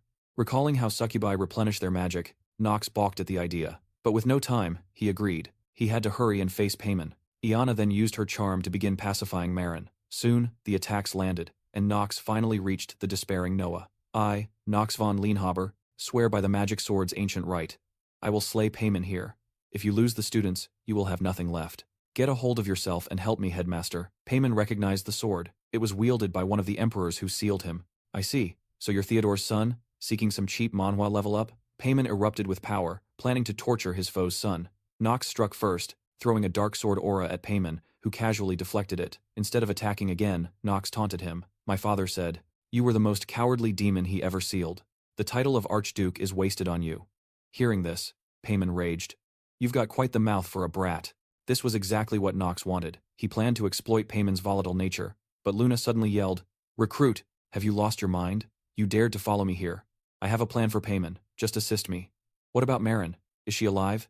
As Knox was about to answer, Payman launched a surprise attack, forming a flame sword called Judgment, and throwing a fire-based sword aura at him. Knox hastily blocked, but the massive impact threw him to the ground. Seeing Knox at a disadvantage, Luna leaped high to attack Payman, covering for him. Payman blocked the strike with Judgment, buying Knox a moment to recover, while Luna engaged him.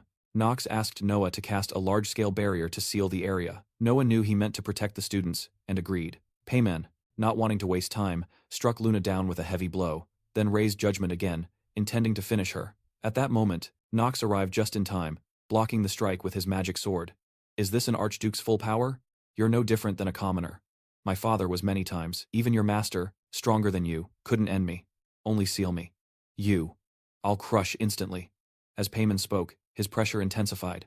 Knox struggled, with all his might to resist. He focused his remaining mana, overcharging Stormmaker to its limit.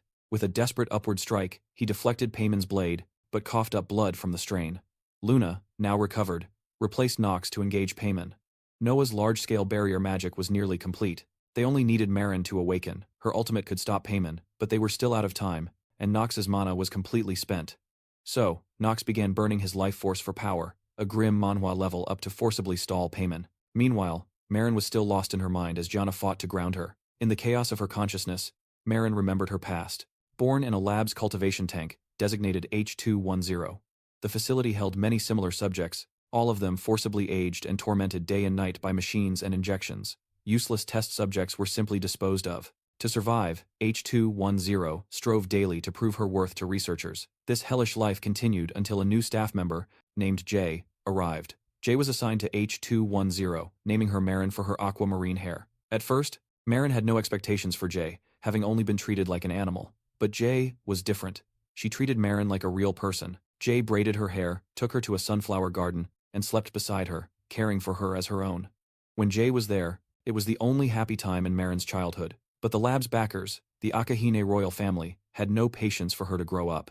They were eager to deploy their human weapon. She's not a weapon, and not H210. She is a living person. Her name is Marin. For her defiance, the royal struck her. Jay, with no combat skill, was knocked to the ground, as the royal forcibly dragged Marin away. This one's useless now. Just dispose of her. Seeing Jay in peril, Marin tore free from the royal's grasp, shouting, "Stop!"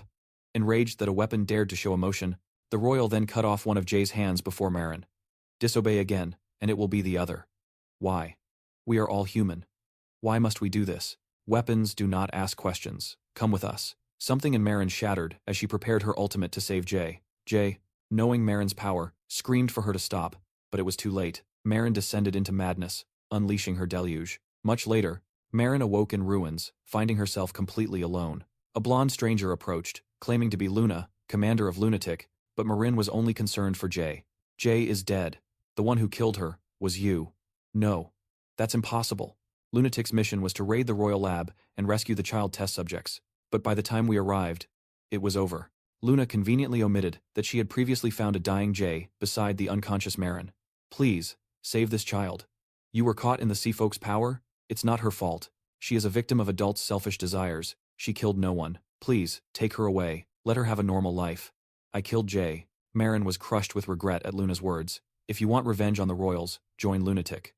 Luna completely ignored Jay's dying wish. Marin knew revenge couldn't change the past, but she now lacked any purpose. She took Luna's words as redemption and joined Lunatic. From then on, swearing to follow Luna to her death, Marin's mind finally cleared, returning to reality. After learning what had happened from Gianna, she rushed to the battlefield, but then received a remote message from Knox. Fire your arrow at me, Knox commanded Marin as he fought. Payman is too fast. You cannot aim at him. When I restrain him, fire at me.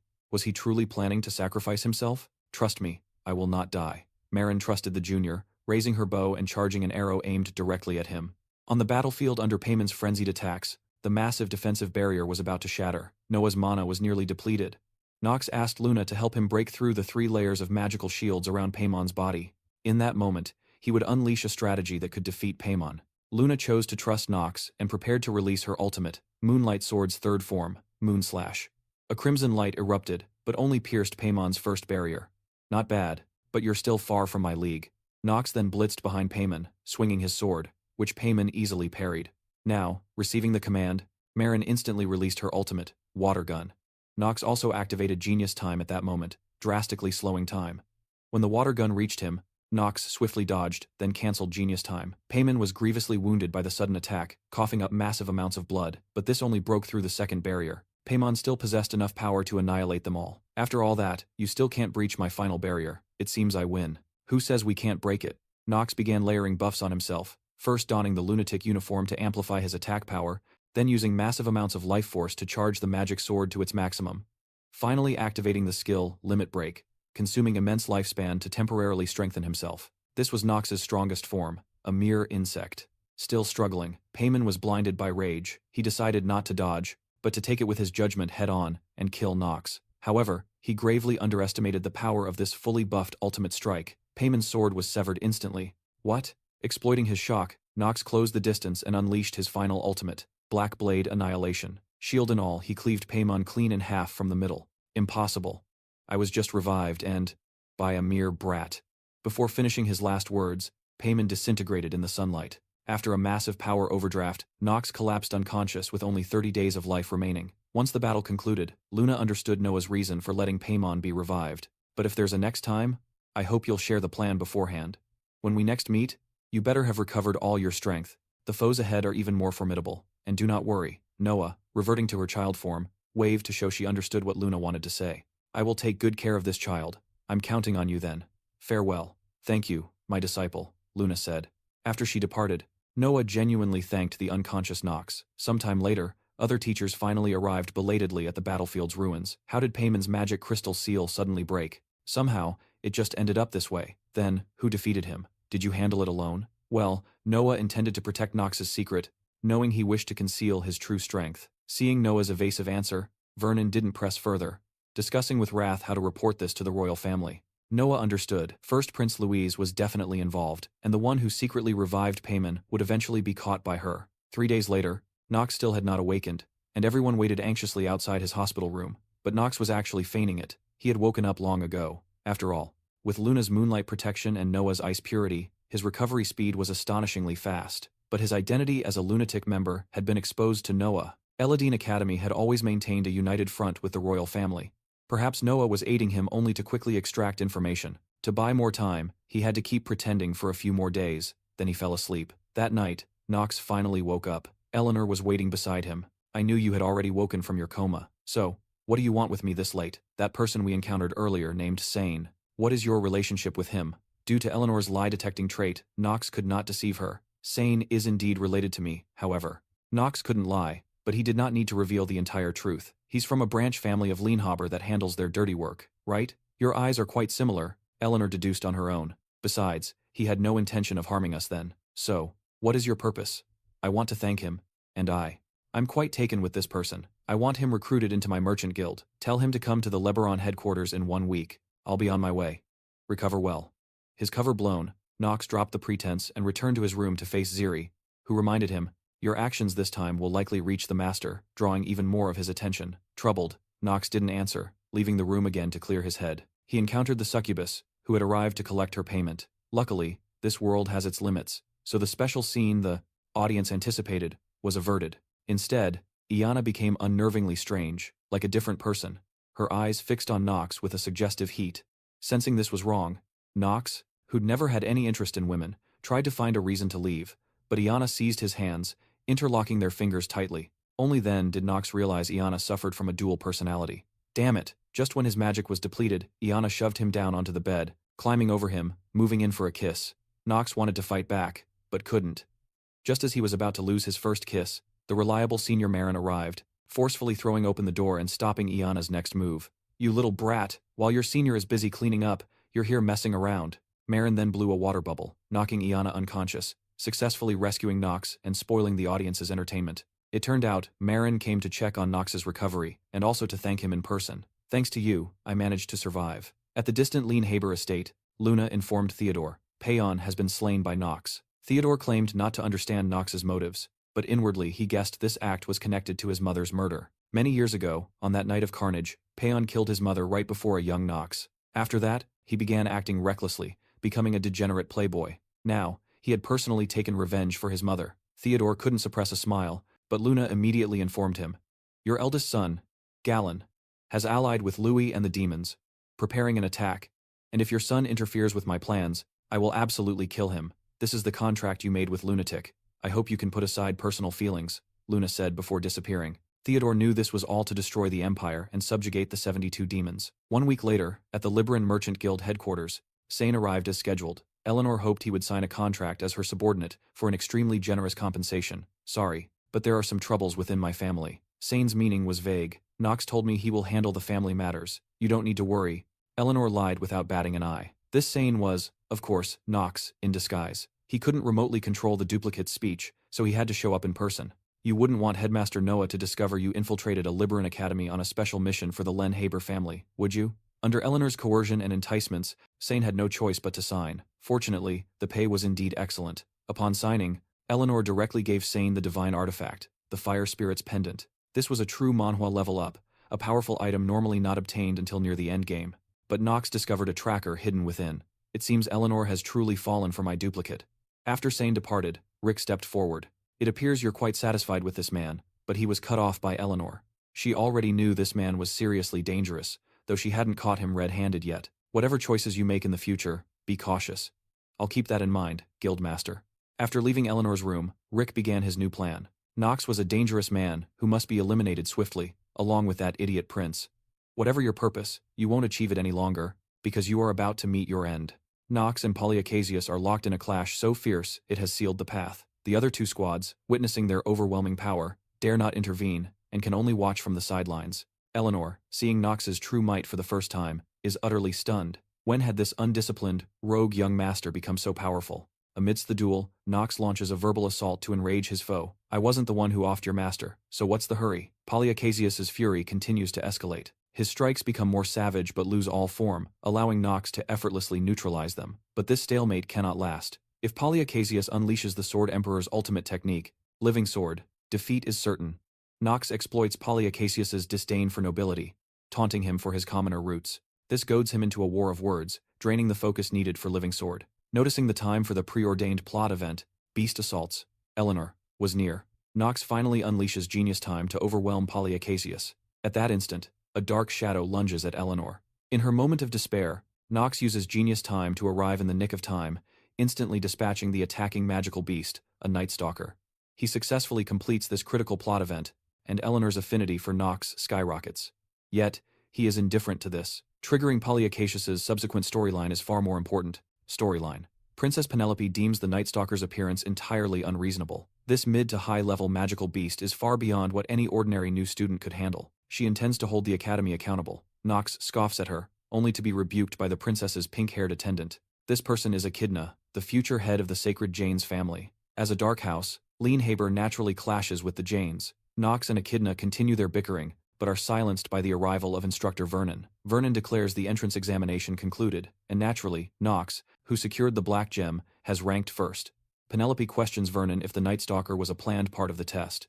Vernon states the matter is still under investigation, but promises to compensate the attacked Eleanor and reward Knox for saving her. However, Knox wants no further entanglement with Eleanor. He flatly refuses the reward, claiming he merely handled the beast and saved her by chance. Yet, Eleanor is unconvinced and plans to personally investigate Knox's background. While recuperating, Knox pieces it together. He must now play the roles of both villain and protagonist.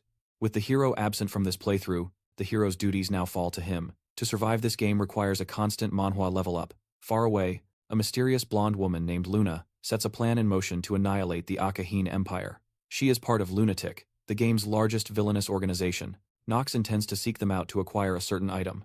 Meanwhile, the Eladine Academy leadership convenes to discuss the unexpected appearance of Night Stalkers during the entrance exam. The clue that their target was Eleanor, head of the Empire's largest merchant guild, leads them to a deduction. The enemy's goal is to bring down the Empire. After tasking his subordinates with countermeasures, Principal Noah remarks that Knox might be this year's most exceptional student, year's class.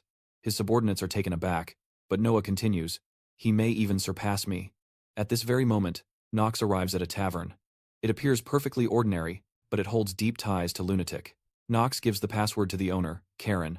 Pour Tallenberg moonlight into a wine glass and toast the Empire. Karen grants him access to the wine rack. This place can teleport him to Lunatic's headquarters. Knox removes several wine jugs in a precise sequence, activating the teleportation array. Since his stats are not yet sufficient, Knox must withstand the severe side effects of this advanced magic. Before the teleportation completes, a blade is suddenly pressed to Knox's throat. It is Luna. Luna is Lunatic's leader, and the most enigmatic of the three Sword Emperors. She questions this stranger who knows so much of Lunatic's secrets, yet he offers no resistance, claiming he wishes to join Lunatic. Luna finds it unbelievable that a young master from the Leanhobber family would join a criminal syndicate and continues to press him for his true motives. Knox weaves a lie, claiming a shared desire to shatter the Awakens Empire, proposing to crush Eladine Academy from within as their spy. Luna offers a sliver of trust, ordering her subordinate Depp to administer the Moonlight Trial, a test of slaughter against ravenous monsters. All beneath the crimson moon's glow. The black lunatic robes are paramount. Lose them, and the red moon's influence will take hold, plunging you into madness. Depp spills his own blood, unleashing the trial. Countless monsters surge forth. With Knox's current power, there is no hope. He can survive, but he casts off his robe, bathing in the red moonlight. In this state of pure madness, Knox's sanity rapidly erodes, yet his combat prowess surges by 50%. Luna and Depp see only a lunatic, but they won't intervene, choosing instead to continue their observation. Hordes of monsters assault Knox, but empowered by the red moon's madness, he effortlessly cuts them down. Because Knox has two genius traits that negate the madness, he dared to take this gamble. After slaughtering every last attacking monster, Luna accepts him into Lunatic. She grants him a uniform reserved only for the strongest members. one that enhances the wearer's attack power in the dark. But Knox demands more. No rookie has ever shown such prowess. Luna finds this new recruit intriguing, and gifts him the divine artifact, Moonshadow, which can create a perfect clone. This was Knox's true prize from Lunatic. With it, Knox can now be both hero and monster. He returns to the tavern, where Karen, who once scorned him, now eagerly seeks his favor. Knox believed his plan was perfect, but upon returning, his maid Ziri questions why he left the academy grounds on the very first day. Knox senses her concern but deflects, asking instead how she is faring within the academy's walls. Her face reveals the truth. She's been tormented for her commoner blood again. Knox gives her a small pouch, with a single instruction. Open it only in dire trouble. Suddenly, a system notice materializes. Chapter 1, Main Storyline, complete. This was a true Manhwa level up. Then, an email arrives from someone who clearly knows Knox well, praising his performance and urging him onward with a gift. Knox suspects the sender could be the game's administrator, but the gift's contents are what truly matter now. It is the character viewing system, allowing him to inspect the attribute status of anyone he's met, anytime, anywhere. His original insight skill required him to be face-to-face to check someone's attributes. Knox is deeply satisfied with this prize. He idly checks Theo's status and is shocked that the Sword Emperor can still grow stronger at his age. The difficulty of this world is terrifyingly high. Meanwhile, Polycacius lies awake, haunted by the memory of Knox's astounding strength. He was nothing like the wastrel of rumor. He then recalls his master's dying words. Emperor Estabon of Akahina is a cruel tyrant, and now, Princess Penelope vies with the first prince for the throne. On your path to Eladine Academy, you must choose your allegiance with extreme care. The next day, other maids come to taunt Ziri for her low birth and plain looks, accusing her of using the worthless Knox to climb. Ziri would silently endure any insult for her master's sake, but they dared to slander her master. That, she could not tolerate. She confronts them, demanding they stop the rumors about Master Knox, but they boast of being maids from an earl's house, nobles themselves. As a commoner, Ziri has no right to address them. Knox's name is already mud, so they refuse to apologize. Seeing their unyielding arrogance, Ziri is left with no choice but to open the pouch her master gave her. With a flash, a projection of Knox appears. Everyone is stunned as the Knox projection speaks its programmed lines. I don't know what happened, nor do I care. The fact that Ziri opened this pouch means you, and your entire families, are already dead. The projection vanishes, leaving them frozen in terror. Ziri is utterly speechless. Knox's brutal problem-solving left them utterly terrified, forcing them to kneel before Ziri, begging for mercy for offending the Leanhobber family. Fearing complete annihilation, she kowtowed frantically to Ziri, endlessly pleading for her life, her former arrogance utterly shattered. Yet Ziri paid her no mind, merely sighing that her master's reputation would sink even lower as she walked away without a backward glance. Ziri found her master, concerned for his well-being, when a man in a detective's hat abruptly appeared to greet them. It was Eleanor's attendant, Rick. Knox, however, instantly sensed trouble. Rick was fated to betray the Lebereran family and align with the demons. The man was absolute scum. Engaging with him offered no advantage, only immense danger. But Rick pressed on, presenting a box he claimed was a divine artifact. A gift from Miss Eleanor to Master Knox. Though curious, Knox suspected a trap and flatly refused it. Seeing Rick still lingering, unable to take the hint, Knox's eyes glinted menacingly as he drew his blade and ordered him to get lost, warning Ziri to stay far away from the man. Realizing Eleanor might be watching him, he knew he had to be more cautious. The moment class began, Knox faced a difficult predicament. The instructor demanded students form 4-person teams with those they were compatible with. However, due to his notorious reputation and his lack of allies at the academy, Knox was in an awkward spot. The instructor also forbade a solo team for Knox, threatening that otherwise, he would receive an F, and the course was non-repeatable. Eli Academy's rules were harsh. A single F meant instant expulsion. Watching others team up, Knox grew extremely anxious, unable to devise a solution. Just then, Eleanor and Thalia approached, proposing to form a team with him. Though Knox wanted nothing to do with these two troublesome women, he was now left with no other choice. To unlock the storyline of playing both hero and villain, he needed to maintain grades in the top 10%. Their final member was a random student named Phil, whose attributes seemed quite average. But Knox saw he possessed a cheat-level, single-use blessing skill and felt incredibly fortunate. After class, Thalia found Knox, wanting to inquire about his schedule. Her expression clearly showed a desire to get closer, but the oblivious Knox assumed she was just trying to find easy credit classes and refused to tell her. Afterwards, he and Ziri went to shop for magic tomes and supplies. Suddenly, a commotion erupted on the street. Knox didn't want to get involved, but then he spotted Lewin, young master of the Malbus family, one of the 3 great dark houses. The Malbus family had fallen, so Lewin was clearly struggling and couldn't afford anything. The vendor grew furious, seeing Lewin handle the merchandise without purchasing, shouting at the stinking beggar to get lost. This enraged Lewin, who immediately unleashed his family's dark arts, summoning undead skeletal soldiers. Witnessing dark magic in the crowded 4th Commercial District, Knox rushed to intervene. The vendor, posturing moments before, saw it was Knox of the Leanhobber family and promptly fled. Lewin, seeing someone had ruined his display, commanded the skeleton to attack. Knox simply grabbed the skeleton's skull and crushed it instantly, then reminded Lewin to be wary of being caught by the royal guard. Only then did Lewin realize the man had helped him, and he bowed in thanks. The royal family had strict regulations prohibiting minors from using magic. Knox then gave Lewin a full pouch of gold coins, much to Lewin's embarrassment. He told Knox that trying to buy his favor wouldn't work, but Knox dismissed it as a trivial sum, though he admitted he had a purpose. Lewin sensed that Knox possessed the Malbus family's power to command the undead. He understood Knox wanted this kept secret, but was unwilling to ignore the source of his power for a mere pouch of gold.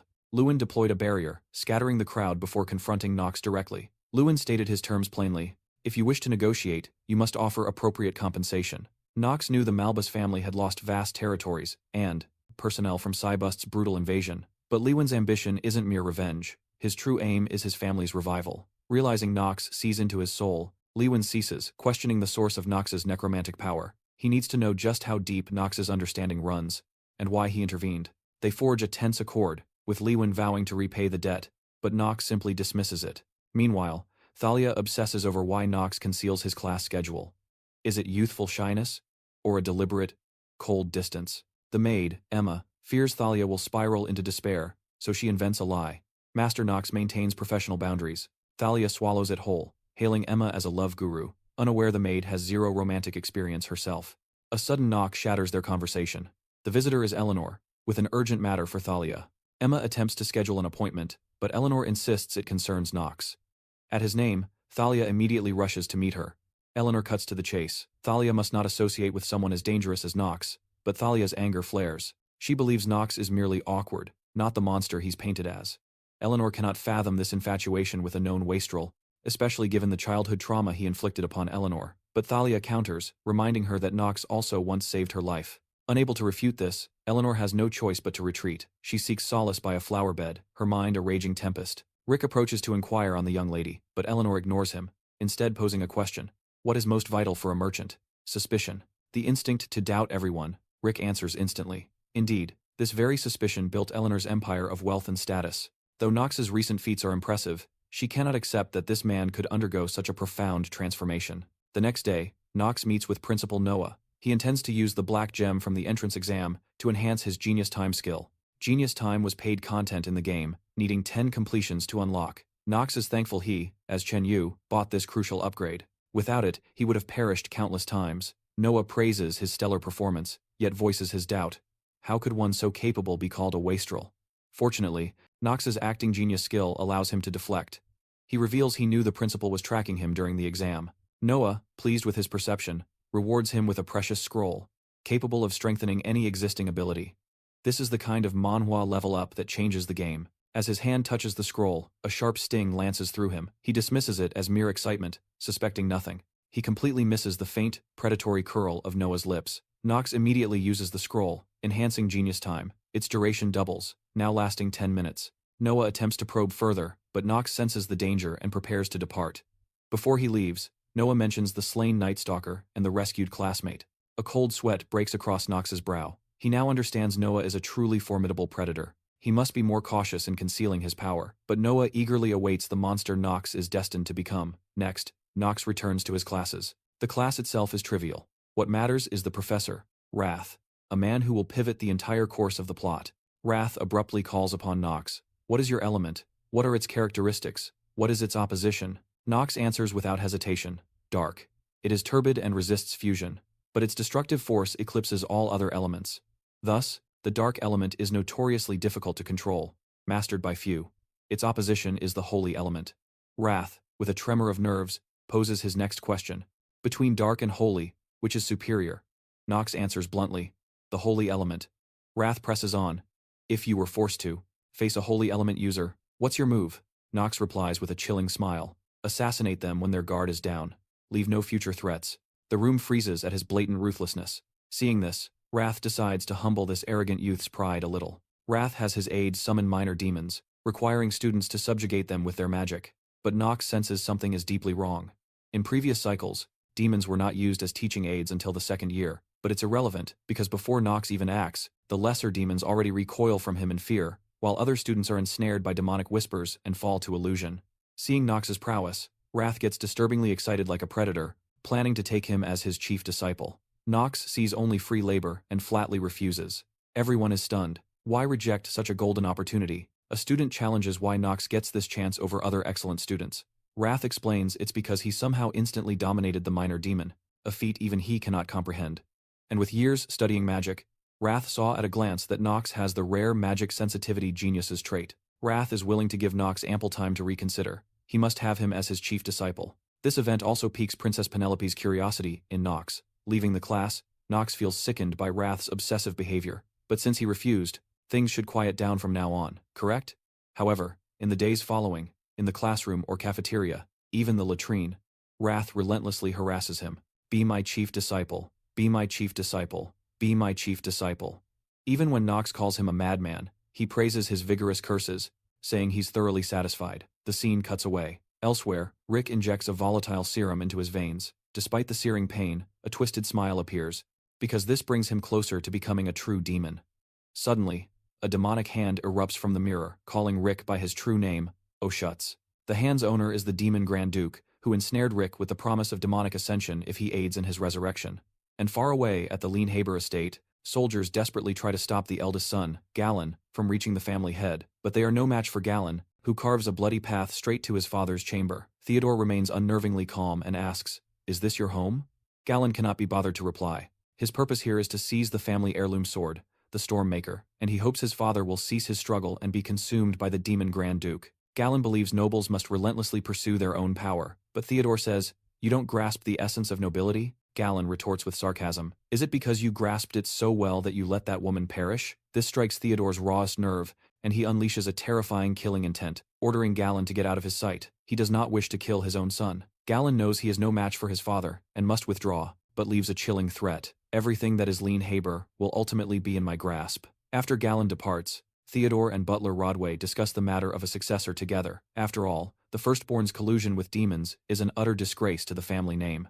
Rodway informs Theodore that Knox entered Eladine Academy with first-place honors and received recognition from Noah, one of the four sages. Hearing this news, Theodore becomes more certain Knox will possess the strength to claim his position in the future.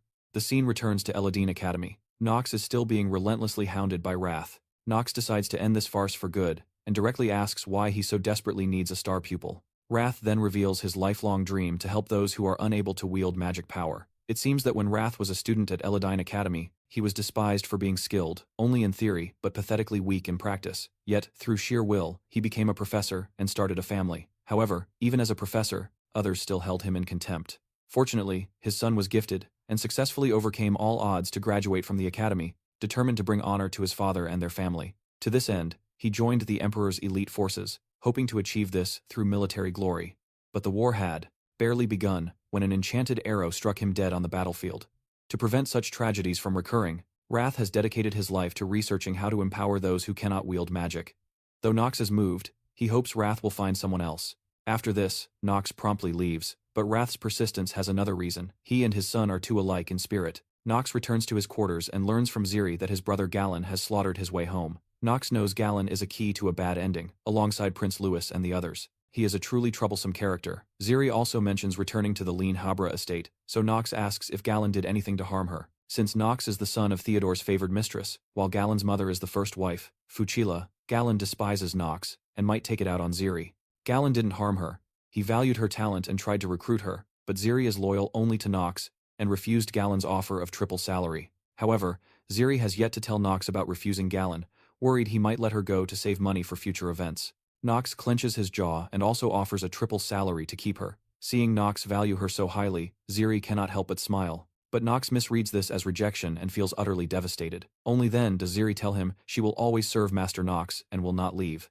Knox's anxious heart finally settles, and he vows to become stronger to teach his thankless older brother a harsh lesson. It is class time again, this lesson being physical training. This is Knox's weakest subject. After running only a few steps, he collapses. The instructor even says he is as fragile as a mayfly. Due to his terminal illness trait, Knox's stamina is capped at a meager 15 points, half its maximum. The instructor warns him to be careful, as overexertion will shorten his lifespan, but Knox already knows from the system that his life is rapidly draining from the effort. Policius, in the same class, suspects this weakling must be hiding his true strength. After class, Knox is walking alone when Rick calls out, wanting him to go shopping. Knox immediately feels a sense of dread. This man betrays the Lebaron family and is a pivotal character who can trigger a bad ending. Knox wants nothing to do with him, but seeing his persistence, and to uncover his true motives, Knox agrees to go. Knox follows Rick as he buys various goods, amazed by the man's negotiation skills. If he weren't so vile, he'd be worth hiring. But Knox's patience wears thin. He grabs Rick's collar, slamming him against a wall and demanding his purpose. Rick drops the act and erects a soundproof barrier, urging Knox to betray his family for First Prince Louis's faction. Knox rips his shirt open, revealing the demonic mark on his chest. "You don't serve the prince. You serve demons, don't you?" Exposed, Rick no longer hides his power and shoves Knox's hand away. Knox has no time for this entanglement, warning he'll kill him if he insults his family again, then leaves. Intimidated by his aura, Rick abandons his attempt. At the Lebaron estate, Eleanor continues her investigation of Knox. She cannot fathom why he would save her for no reward. Why has Knox undergone such a drastic transformation? She has also noted Rick's recent behavior is abnormal, even cultivating his own faction within the Merchant Guild, but she dismisses it, believing a mere Rick cannot cause any real trouble. After pondering these things, she tries to rest, but thoughts of her father, who sees her as a tool for profit, and her mother, who died in her childhood, haunt her. The next day, classes continue. Today's lesson is horseback riding, led by instructor Vernon. However, many students have never even laid eyes on a horse. But as the young master of Leanhobber, Knox is different. He summons his obsidian steed, Carl. After brief training, Vernon announces the next trial, a horseback race. But game veteran Knox knows this is no simple contest. It should have been simple. In this scenario, demon men make their first move. The hero was supposed to defeat them with his allies, but there is no hero. In this timeline, Knox must prepare his own countermeasures. Soon, the race starts. The demon men's attack unfolds as foreseen. A magic array ensnares everyone. Prepared, Knox has Carl charge out of the circle with a letter. Then the array activates, teleporting them all away. The students awaken in a strange forest. Knox informs them this forced teleport was by invaders, not an academy test, because the array's formula is too crude and cannot ensure its target's safety. As they plan to escape this dangerous place, Polyasius draws his sword, silencing everyone. He senses mid-level monsters approaching. True enough, a giant blackbird attacks from the sky. Before anyone can react, Knox lunges forward and fells the creature with a single strike. After dispatching the blackbird, Knox abruptly demands everyone follow his orders. By royal regulation, command must be legally appointed by a member of the royal family. But Princess Penelope intends to command herself. Knox counters, citing the rules. In emergencies, the royal's safety must be prioritized, and command defaults to the best warrior. And I've proven through action that I am the most suitable commander. If anyone is dissatisfied, they are welcome to challenge me. Seeing no one dares to object, Knox begins commanding them to follow. Meanwhile, instructor Vernon, waiting at the finish line, is unaware of the incident, assuming the students have poor horsemanship. At this moment, Wrath arrives in a rush, breathlessly telling him traces of a massive magic formula were seen. The students could be in danger. As both men grow extremely anxious, Knox's spirit horse, Carl, arrives, delivering the letter to Vernon. Learning from the letter that the students were sent to the nameless forest, the two gallop toward that location. There's no time to prepare teleportation magic, and riding there will take 2 days. They can only pray the students stay safe. In a dark cave, the mastermind, Ledger, is watching the students' movements through a crystal ball with keen interest. Suddenly, the Demon Grand Duke appears, ordering Ledger to eliminate humanity's new generation. He grants Ledger a portion of his power, a true Manhwa level up, promising more on completion. Ledger is ecstatic and assures the Grand Duke he will complete the task flawlessly, as he has a personal grudge to settle. His target for revenge is none other than Professor Wrath. The students fend off monster attacks as they advance, and evening soon arrives. Seeing their progress is too slow, Knox orders a new distribution of labor. He wants the skilled Policius and Lewin to assist him, forming the freshmen's strongest squad. After assigning roles, Knox tells them to leave the nameless forest. Either they destroy the barrier from outside, or find and kill the caster inside. It will take the teachers at least 2 days to get here, so they must survive while searching for the caster's location. Since survival is key, food is essential. These monster corpses can be used for sustenance, but polyacasious objects. The monsters are poisonous and inedible. Do you think this is a noble's hunting ground? Knox, of course, knows this. He tells Polyacasius to be quiet. He has a method. Knox then assigns Polyacasius and Lewin to protect the others. He doesn't forget to insult Polyasius, who, though furious, can only obey and drop a threat. Next time, I'll beat you half to death. Knox ignores him, setting up stones to cook the monster meat. He uses red-edged grass to neutralize its toxicity. This herb can eliminate the toxins from low and mid-level monsters, and the creatures killed were all mid-level or below. The cooked meat gives off a tempting aroma that whets the students' appetites, but Knox insists Princess Penelope eat first. Penelope hesitates, but ultimately cannot resist the tempting aroma and her own hunger, and eats the monster meat. Meanwhile, Wrath and Vernon are still racing onward on horseback. Racing to the scene. Galloping, they report to Dean Noah, only to hear the leisurely sound of him munching cookies. The two fall silent, stunned, as Noah says, "Don't worry, they will all return safely," then hangs up. The two don't understand Noah's words, but fearing for the students, they continue rushing toward the nameless forest. Meanwhile, the students, having finished dinner, rest by the fire. Knox still prepares for the night, spreading the blood of the wild boar beast around their perimeter to deter lesser creatures. Halfway through, Penelope approaches to thank him and acknowledge his efforts. Knox is surprised the esteemed princess would stoop to thank a spoiled brat from a dark family. Penelope says, "Truly, to save more people, I would not hesitate to ally with a demon if I must." Suddenly realizing these words were unbefitting a princess, she adds, "It's just a joke." But Knox sees Penelope as a true pragmatist. The merciful princess could become ruthless in an instant. Finishing his work, Knox directs the students to set up their tents, then arranges the night watch. Afterward, he takes his magic sword and goes alone to find the demon caster, Ludger. Just after he leaves, a massive magical power descends upon the students. They cry out for Knox, only to find him gone. As panic sets in, Lewin steps forward, saying, "Knox left temporarily. He transferred command to me."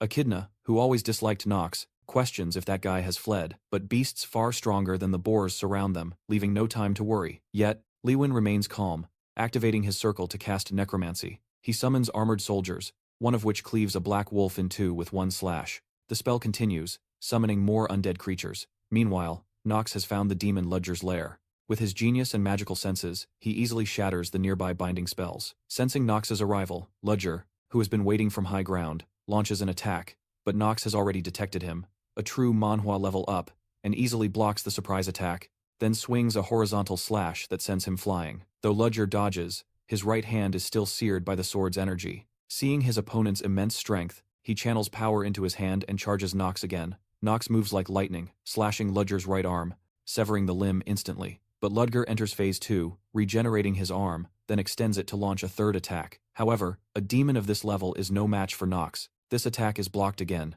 Knox sees an opening, dashing to Ludger while channeling magic into his left hand, then grabs the arm and injects magic, completely obliterating Ludger's right arm.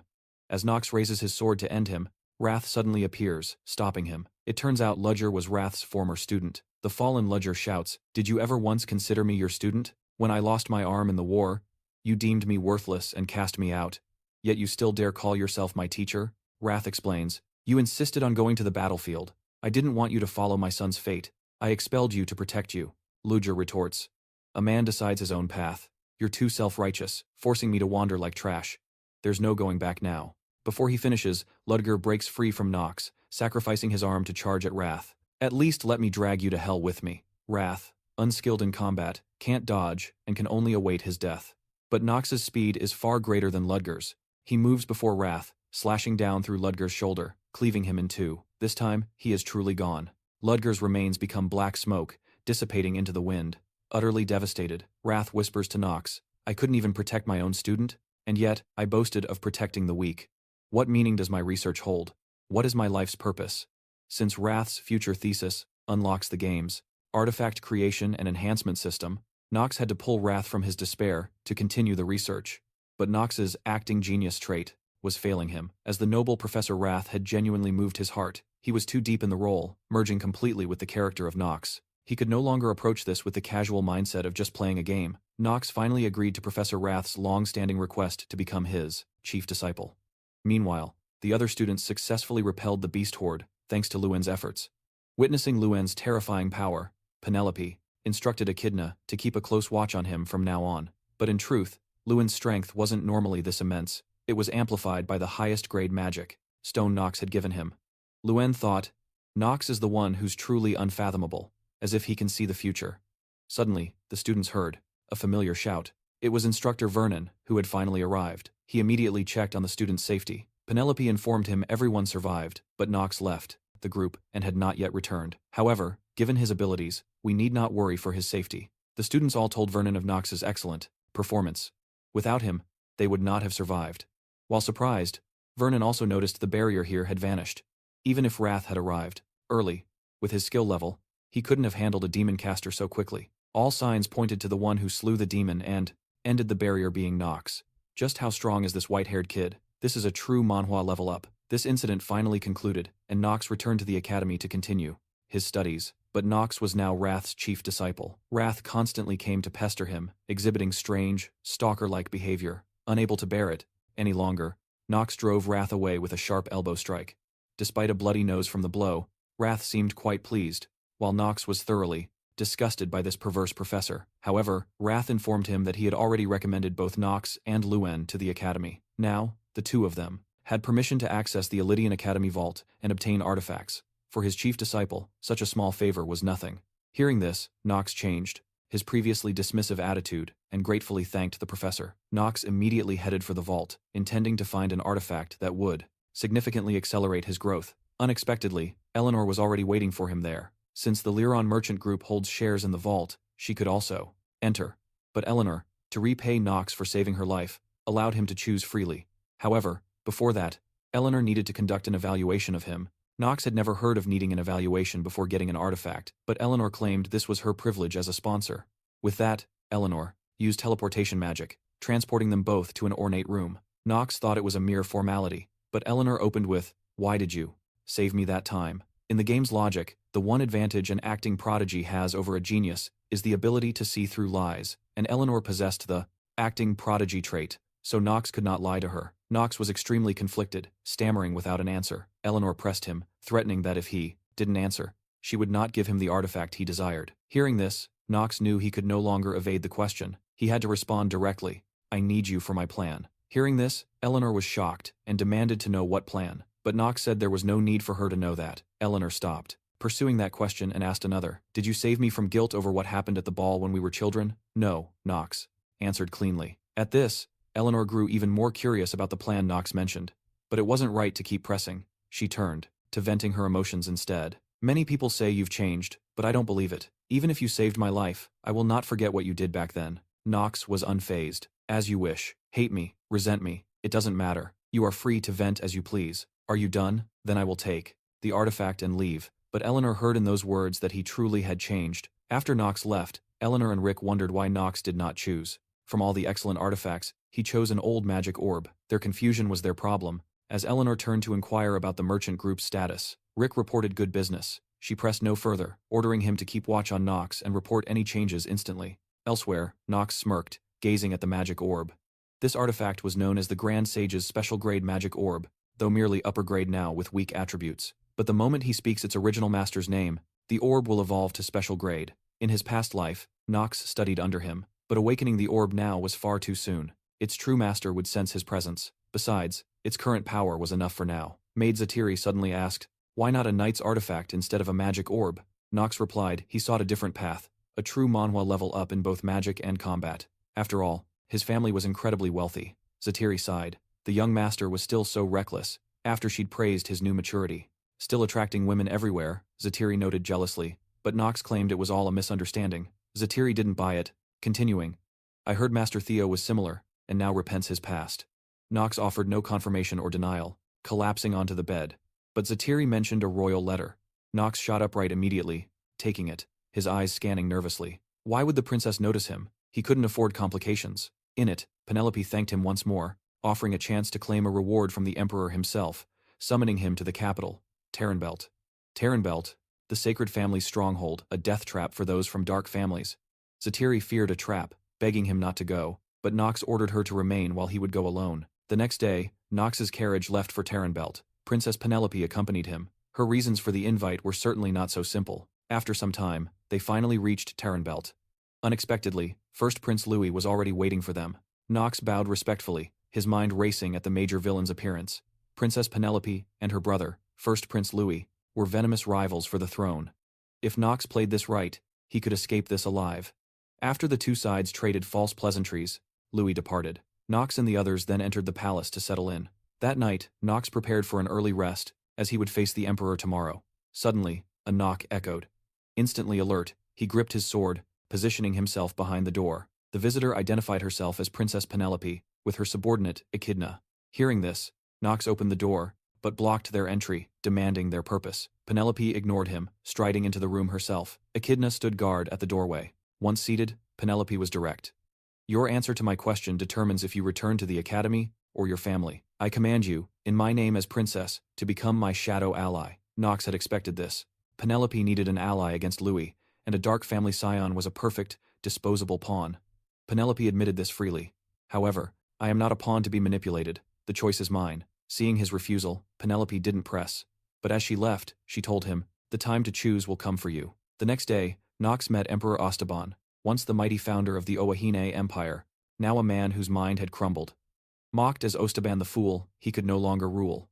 The empire's true ruler was first Prince Louis. Louis asked Knox what reward he desired. Knox answered calmly, I request entry into the Aka River.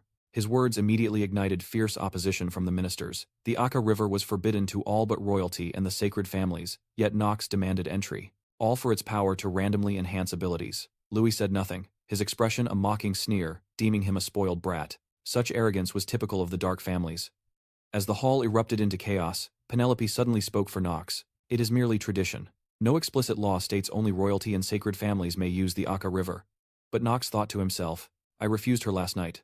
Why does she defend me now? Though to secure the best ending, I must choose to join Penelope's faction. But now is not the time to openly pick a side. So Knox asked Louis directly, will you grant my request? Louis was about to erupt, when he conceived a wicked idea and told Knox, if you spar with me and prove your might, I will fulfill your request. If I lose, I will use the excuse that Knox had impure motives to harm the prince, eliminating him and implicating the princess. A win boosts my reputation, a true Manhwa level up, by defeating the infamous Knox. It was a win either way. But Knox had his own counterplan and agreed. Afterward, Knox went to the training grounds but was stopped by Penelope. She warned Knox, win or lose, Louis will strike you down. He wants to destroy the rising power of the Leanhobber family. But Knox said he had a strategy to win and avoid execution. Elsewhere, Louis was already being fitted into his armor by his maids, posturing before them, declaring himself the Empire's second son. Once his foolish father died, everything in the Empire would belong to him. Still, that Knox fellow was unsettling. The maid quickly flattered, such a trifle isn't worth your concern. But this backfired, and Louis struck her. I, the first prince of the Ahine Empire, fear some brat from a dark family? The terrified maid quickly apologized, but Louis would not forgive her, ordering her taken and disposed of, despite her noble birth. No matter how excellent Knox is, he cannot change the fate I have already decided. Fully armed, Louis and Knox met at the training grounds to face off. As the referee signaled the start, Louis charged Knox with his sword, aiming for a swift end. However, his confident blow was parried by Knox with ease. While Louis stood stunned, Knox swung his sword upward, deflecting the blade. You cur, you dare raise your sword to royalty. Louis seethed with embarrassment. Did the prince not ask me to give my all? Knox remained composed. Seeing his defiance, Louis resolved to torture this arrogant pest from the dark family. How could a mere youth defeat one trained in royal orthodoxy like me? Louis charged at Knox again, his assault faster and fiercer than before. Yet, this attack was also blocked by Knox. From this, Knox measured his opponent's strength. Louis's talent was indeed decent, but far below his own level. After deflecting Louis's sword, Knox gathered power, preparing a devastating horizontal slash. Louis was caught off balance and couldn't dodge. Seeing the blade nearing his neck, Louis was terrified, closing his eyes to await death. But Knox stopped and sheathed his sword. While Louis was still in shock, Knox said, a spar without stakes is boring. How about a wager? This suited Louis perfectly. I never expected this kid would walk right into my trap. If I win, leave Penelope, and become my subordinate. But Knox said that was a misunderstanding. He was not Penelope's man. Louis didn't bother arguing. Regardless, become my shadow, and swear absolute loyalty to me. Knox did not hesitate and directly accepted the wager. With that, Louis launched his third charge. He thrust straight for Knox's heart, but Knox dodged with a backstep. Knox knew the armor Louis wore was a powerful artifact. His current strength could not penetrate it, so he pulled out the Grand Sage's magic orb he had obtained from the Academy vault, and called out the original owner's name, Astrid von Kilud. The magic orb immediately recognized Knox as its second master, its color changing to the purple of Knox's dark magic. The shockwave from its evolution knocked Louis back, but Knox was not in a rush to attack, smiling as he said, I don't recall any rule against using magic. Louis felt something was wrong. This man could use magic, and the prince's magical power was suffocatingly strong. Seeing Louis just standing there, Knox cast magic missiles, reminding him to dodge. As Louis finally reacted, He retreated quickly, dodging the first missile. He then swung his sword to deflect the second, but was blind to the attack from behind. Louis took a solid blow to his back. Fortunately, the royal armor's defense was immense.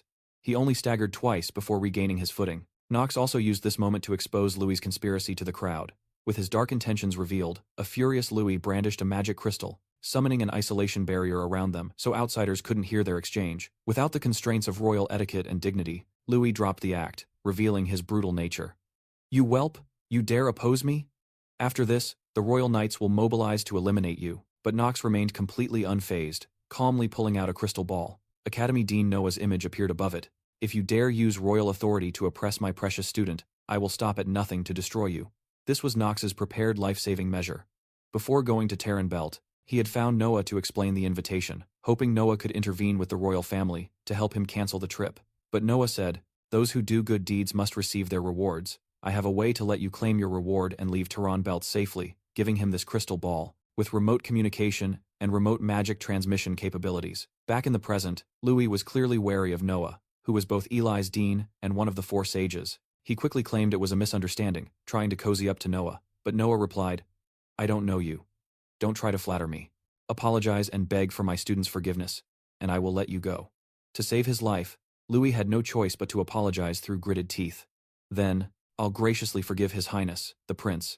Such audacity. Noah then removed Louis's barrier and told them to continue the duel. Louis tried to say a few more words to Noah, but Knox had already flashed behind him, using his sword's pommel to strike Louis's head, knocking him out cold and winning the duel. The watching ministers were all shocked by this result. Seeing this real-life Manhwa level up, Penelope wanted him under her command even more. Moreover, after this incident, Knox could never possibly join Louis's faction. Penelope had hatched a new plan. That evening, Knox sat in his room, recalling the day's chaotic events. Suddenly, a knock came at the door. Thinking Louis's revenge had come so quickly, Knox grabbed his sword to prepare. Unexpectedly, the visitors were Penelope and Echidna again. Not knowing what the princess wanted this time, Knox still permitted them to enter. Knox warned her, as a princess, constantly visiting a dark family member's room late at night could easily create a scandal. "That is precisely why I have come." Knox didn't understand her meaning yet and was still pondering when Penelope suddenly said, "Knox, marry me." She then explained, "Because Emperor Astaban's health is rapidly declining, he will likely abdicate soon. As the first prince, Louis has greater legitimacy for succession and has cultivated powerful forces, but he is a wolf in sheep's clothing who treats the people like garbage. If he inherits the throne, it will cause immense suffering. Her own power is limited, and she needs Knox's assistance to contend with him for the throne. Besides, maybe I have truly fallen for you, captivated by that face of yours." Meanwhile, Lunatic's members were discussing their new member, Knox. They learned Knox went to Terran Belt and had close contact with royalty. Marin, who joined a year ago but had yet to complete any missions, thought it was necessary to investigate why Knox joined Lunatic. Luna arranged for Marin to find Knox and complete their first mission together to confirm Knox's loyalty. The objective is to restrain Eladine Academy and gather intelligence so Lunatic can seize the magic crystal of Payman, one of the 72 demons hidden deep within the Academy. Back at the Academy, Ziri informed Knox that the newspaper published news about Penelope planning to marry him. Knox sighed at the princess's incredible initiative. She had already started the publicity campaign. As Knox agonized over this, he suddenly noticed a figure appearing in the building across from him. Knox understood someone from Lunatic had come to assign him a mission. The visitor, Marin, observed Knox from afar. "Let me see what this frail newcomer is capable of." The next day, Knox handled menial tasks for Wrath. Echidna suddenly approached him. "We are sorry about the princess's matter. We know you have a fiancé, but the princess isn't normally so unreasonable. There's no choice. We don't expect forgiveness," but Knox said he understood Princess Penelope's reasoning. This drastically altered Echidna's opinion, as she had always disliked Knox. After dismissing Echidna, Knox received Luna's instructions through a tome, learning the mission's objective. Knox was eager. "Finally, I can play the villain." Meanwhile, Knox's fiancée Thalia had also heard of the princess's plan to marry Knox and was hiding under her blanket, consumed by gloom. Maid Emma worried this would strain relations between the Steeler and Leanhobber families, and that Knox might be eliminated by the doting family head. Just as Emma tried to console Thalia, she rose with a dark look, throwing off the blanket with a terrifying smile. "I have finally grown up today. This incident taught me that even my own things can be suddenly taken away. Father was right. I must become strong enough to protect what is mine." Seeing her lady's dark turn, Emma immediately worried for Knox. "Young Master Knox, you had better run." Oblivious, Knox awaited his lunatic partner. While mentally calculating, Payman was precisely the name of the demon duke from before. Payman was the culprit behind his mother's demise, and Noah's regression to a child's form was also Payman's work.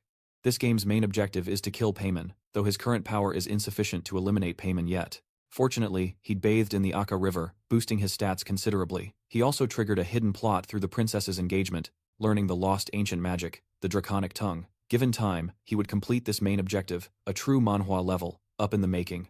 As he was thinking, Marin had already appeared behind him. She positioned herself as his senior, demanding his respect from now on. But Knox found this person troublesome, possessing his most hated trait, a young old-timer. Called an old-timer, Marin grew angry and began lecturing Knox just like one, but Knox cut her off. Too many eyes and ears here. Let's go to the secret base first. The two then used a spatial transfer scroll and teleported to Lunatic's hidden base. After Marin re-explained the mission objective, she tasked Knox with detaining teachers and students during evening study hall as Lunatic members seized the magic crystal.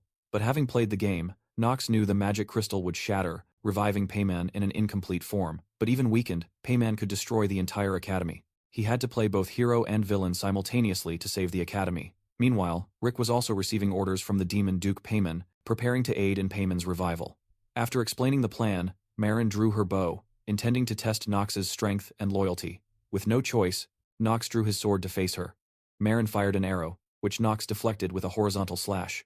Knox seized an opening to thrust, but Marin swiftly dodged, creating distance. Marin charged again, loosing a water attribute power arrow. Knox raised his sword to block, completely neutralizing the water attribute magic. Seeing the attack fail, Marin summoned multiple water pillars, trapping Knox's movement, then summoned a giant wave to crash down on him. But Knox cleaved through the wave with a single slash. However, Marin knew the wave wouldn't defeat Knox, she just needed it to create an opening. Marin seized the moment, firing a water attribute power arrow. Knox knew he couldn't dodge, and was forced to use genius time. Barely having time to react, he twisted his head and evaded the strike. As Marin stood shocked by his incredible speed, Knox raised his magic sword, gathering dark attribute magic. He then swung a massive arc of dark energy, clearing the water pillars around him. Witnessing his great strength, Marin unleashed an even stronger skill, firing multiple large water pillars at Knox. Seeing this, Knox used magic, summoning a volley of dark magic arrows, to destroy the water pillars. The two clash, with Knox neutralizing all of Marin's varied attacks. Marin finally realizes this boy is holding back, not using his true strength. Marin worries this unpredictable and defiant guy could harm Lunatic if he betrays them, so she decides to eliminate Knox, this dangerous, unstable factor, right here. She begins a long charge, preparing her ultimate move, the Sea People's secret technique, water gun. Knox knows how powerful this is. With his current abilities, he cannot block it, and will die on the spot if struck. Marin completes her charge, firing an arrow concentrated with immense water magic at Knox. Though Knox isn't confident he can dodge the strike, he must try for his life. In this critical moment, a short sword flies from nowhere and deflects the arrow. The rescuer is none other than Lunatic's leader, Luna. She demands they explain what happened, or she will punish them for harming their own. Marin frantically explains she was just testing Knox's loyalty. But Luna states that is, for the leader to judge. Your job is to execute the mission. Besides, just deflecting your arrow damaged my sword. This was no test. You were trying to kill him. Your behavior has crossed the line. There is only one situation where you can kill a Lunatic member.